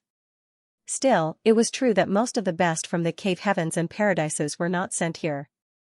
If heard outside, the ludicrousness of this idea would have made many masters spit out blood if they were made to expect their disciples needed to reach such heights at such an age.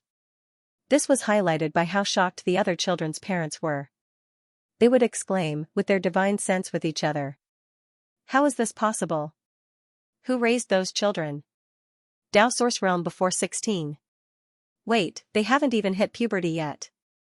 Dear, should we withdraw Junior? I'm afraid these two might become a heart demon for him. I heard that they are the palace master's children. It would be great if our son can get close to them. Such conversations were frantic, with divine senses shooting back and forth between parents and acquaintances. That was just how shocking the existences known as Yangji and Yangsu were. It got so out of hand that the children, due to their low cultivation, started to feel the pressure of all those divine sense messages being sent. It reached a point where Li Wui had to step in, silencing them all with a blast of his own divine sense. Silence. If there are any questions, we will address them after the Palace Master's lecture. The pressure from an 8th Order Open Heaven Realm Master was not to be underestimated. Once that clear message was delivered, all parents quietened down. Though it did not fully eliminate all those divine sense flying about, that was more than enough to allow the children to breathe easier. Li Wui gave a sigh and wondered to himself, I would have reacted the same way if I did not know the twins prior to this. Why did they even want to enroll them? These two are monsters who do not even need teachers. How do I even teach them? Li Wui then turned his head to another class. It was also another class, but this one was solely focused on the Tao of space, and it was taught by Jiao Feng. There, she was grinning, wishing him good fortune with those two. Yang Kai soon ended his speech, and he directed the students and teachers to leave in preparation to arrange the children in the dormitories. As for the parents, they could stay in the grand hall and ask questions. Yang Kai and the teachers would be able to answer their queries. Naturally, once the children left, questions started to pop off from the parents. Especially cultivator parents. For the mortal parents, most were just happy that their children were accepted here and could have an opportunity to cultivate. What more, most were afraid to speak up, since the people that they were speaking to were the elusive cultivators, who could kill them with a wave of their hand. Under such circumstances, how would they dare to raise their voices to question anything? Thus, Yang Kai answered all the queries coming out from the cultivator parents. Though, as expected, a large majority of them were related to Yangji and Yangsu since most details had already been disseminated prior, with facility tours available after the children have settled down in their dorms. Nevertheless, sensing that he had not once addressed a question from a mortal parent, he sent a message through divine sense to Shuiyu, and had them go over to address them if possible. As for the questions related to Yangji and Yangsu, Yang Kai naturally admitted that they were his oldest children, with a hint of pride on his face. Yes, they are currently 12 and they have reached the Tao Source Realm, as many have noticed. They are proficient in the Tao of space and the Tao of time. Right now, we just want them to socialize and have friends rather than focus on cultivating. Wait, so they are already proficient in 2 Taos? Have they reached Grand Mastery? A woman from the Yinyang Cave Heaven asked. Yes. So, they are qualified to be teachers themselves, but we really just want them to make friends. Yang Kai felt a strange premotion when it was a woman from Yinyang Cave Heaven that asked this. Palace Master, is it fine to enroll more students? A father from the Great Battle Cave Heaven asked. Unlike those that had their Tao hearts tremble and were afraid for their children, he would much prefer prodigies from his cave heaven come and sharpen themselves using this whetstone called Yangji and Yangsu. General enrollment happens every year. But, since this is the first year and I believe many potential students have yet to enroll, we will give everyone another month. After that, we would not accept any new students till the next year. Yang Kai stated and gave a nod to Shanqing Luo, who moved to arrange things. As for those who wish to withdraw because of my children, please feel free to do so. We merely hope for the best for the children. You can look for my wife, Xianxia, outside the Grand Hall later, she can help you arrange things. Yang Kai could feel frightened gazes, so he mentioned this before needing any parent to speak. At that point, a few parents silently left and waited outside the Grand Hall, since they had already made up their minds. As for a few others, some still had not made the decision yet. Palace Master, if we wish to donate certain secret techniques and have the teachers teach our children, how do we go about it?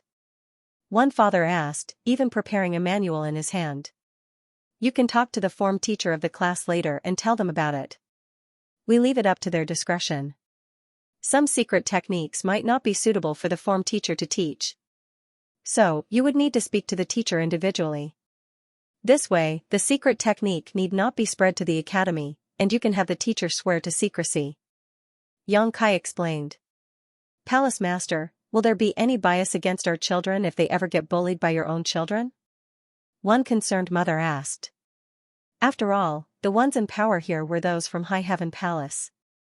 Bias was definitely a thing, and as a mother, she could not help but worry. Judgment would be left to the World Tree, not us. The World Tree clone here will be able to perceive and record any happenings in this small space, and would act as a neutral judge in any case that is brought up. There is no need for any parent here to feel fearful for their safety as well, since the World Tree clone would act to protect the children. Xianxia explained. Okay, let's take the final question before we go for the facility tour. Palace Master, when do you think is the appropriate age for your children to have grandchildren? That same woman from the Inyan Cave Heaven asked this, but before Xianxia could answer, the whole grand hall could feel the temperature drop, needing Shuiyu to reflectively protect the mortal parents. As for the woman from Inyan Cave Heaven, the void had immediately claimed her, and Su Yan gave a sharp glare at the other mothers from Inyan Cave Heaven. End of chapter 6075. Don't forget to subscribe, like, and share the video to support the channel.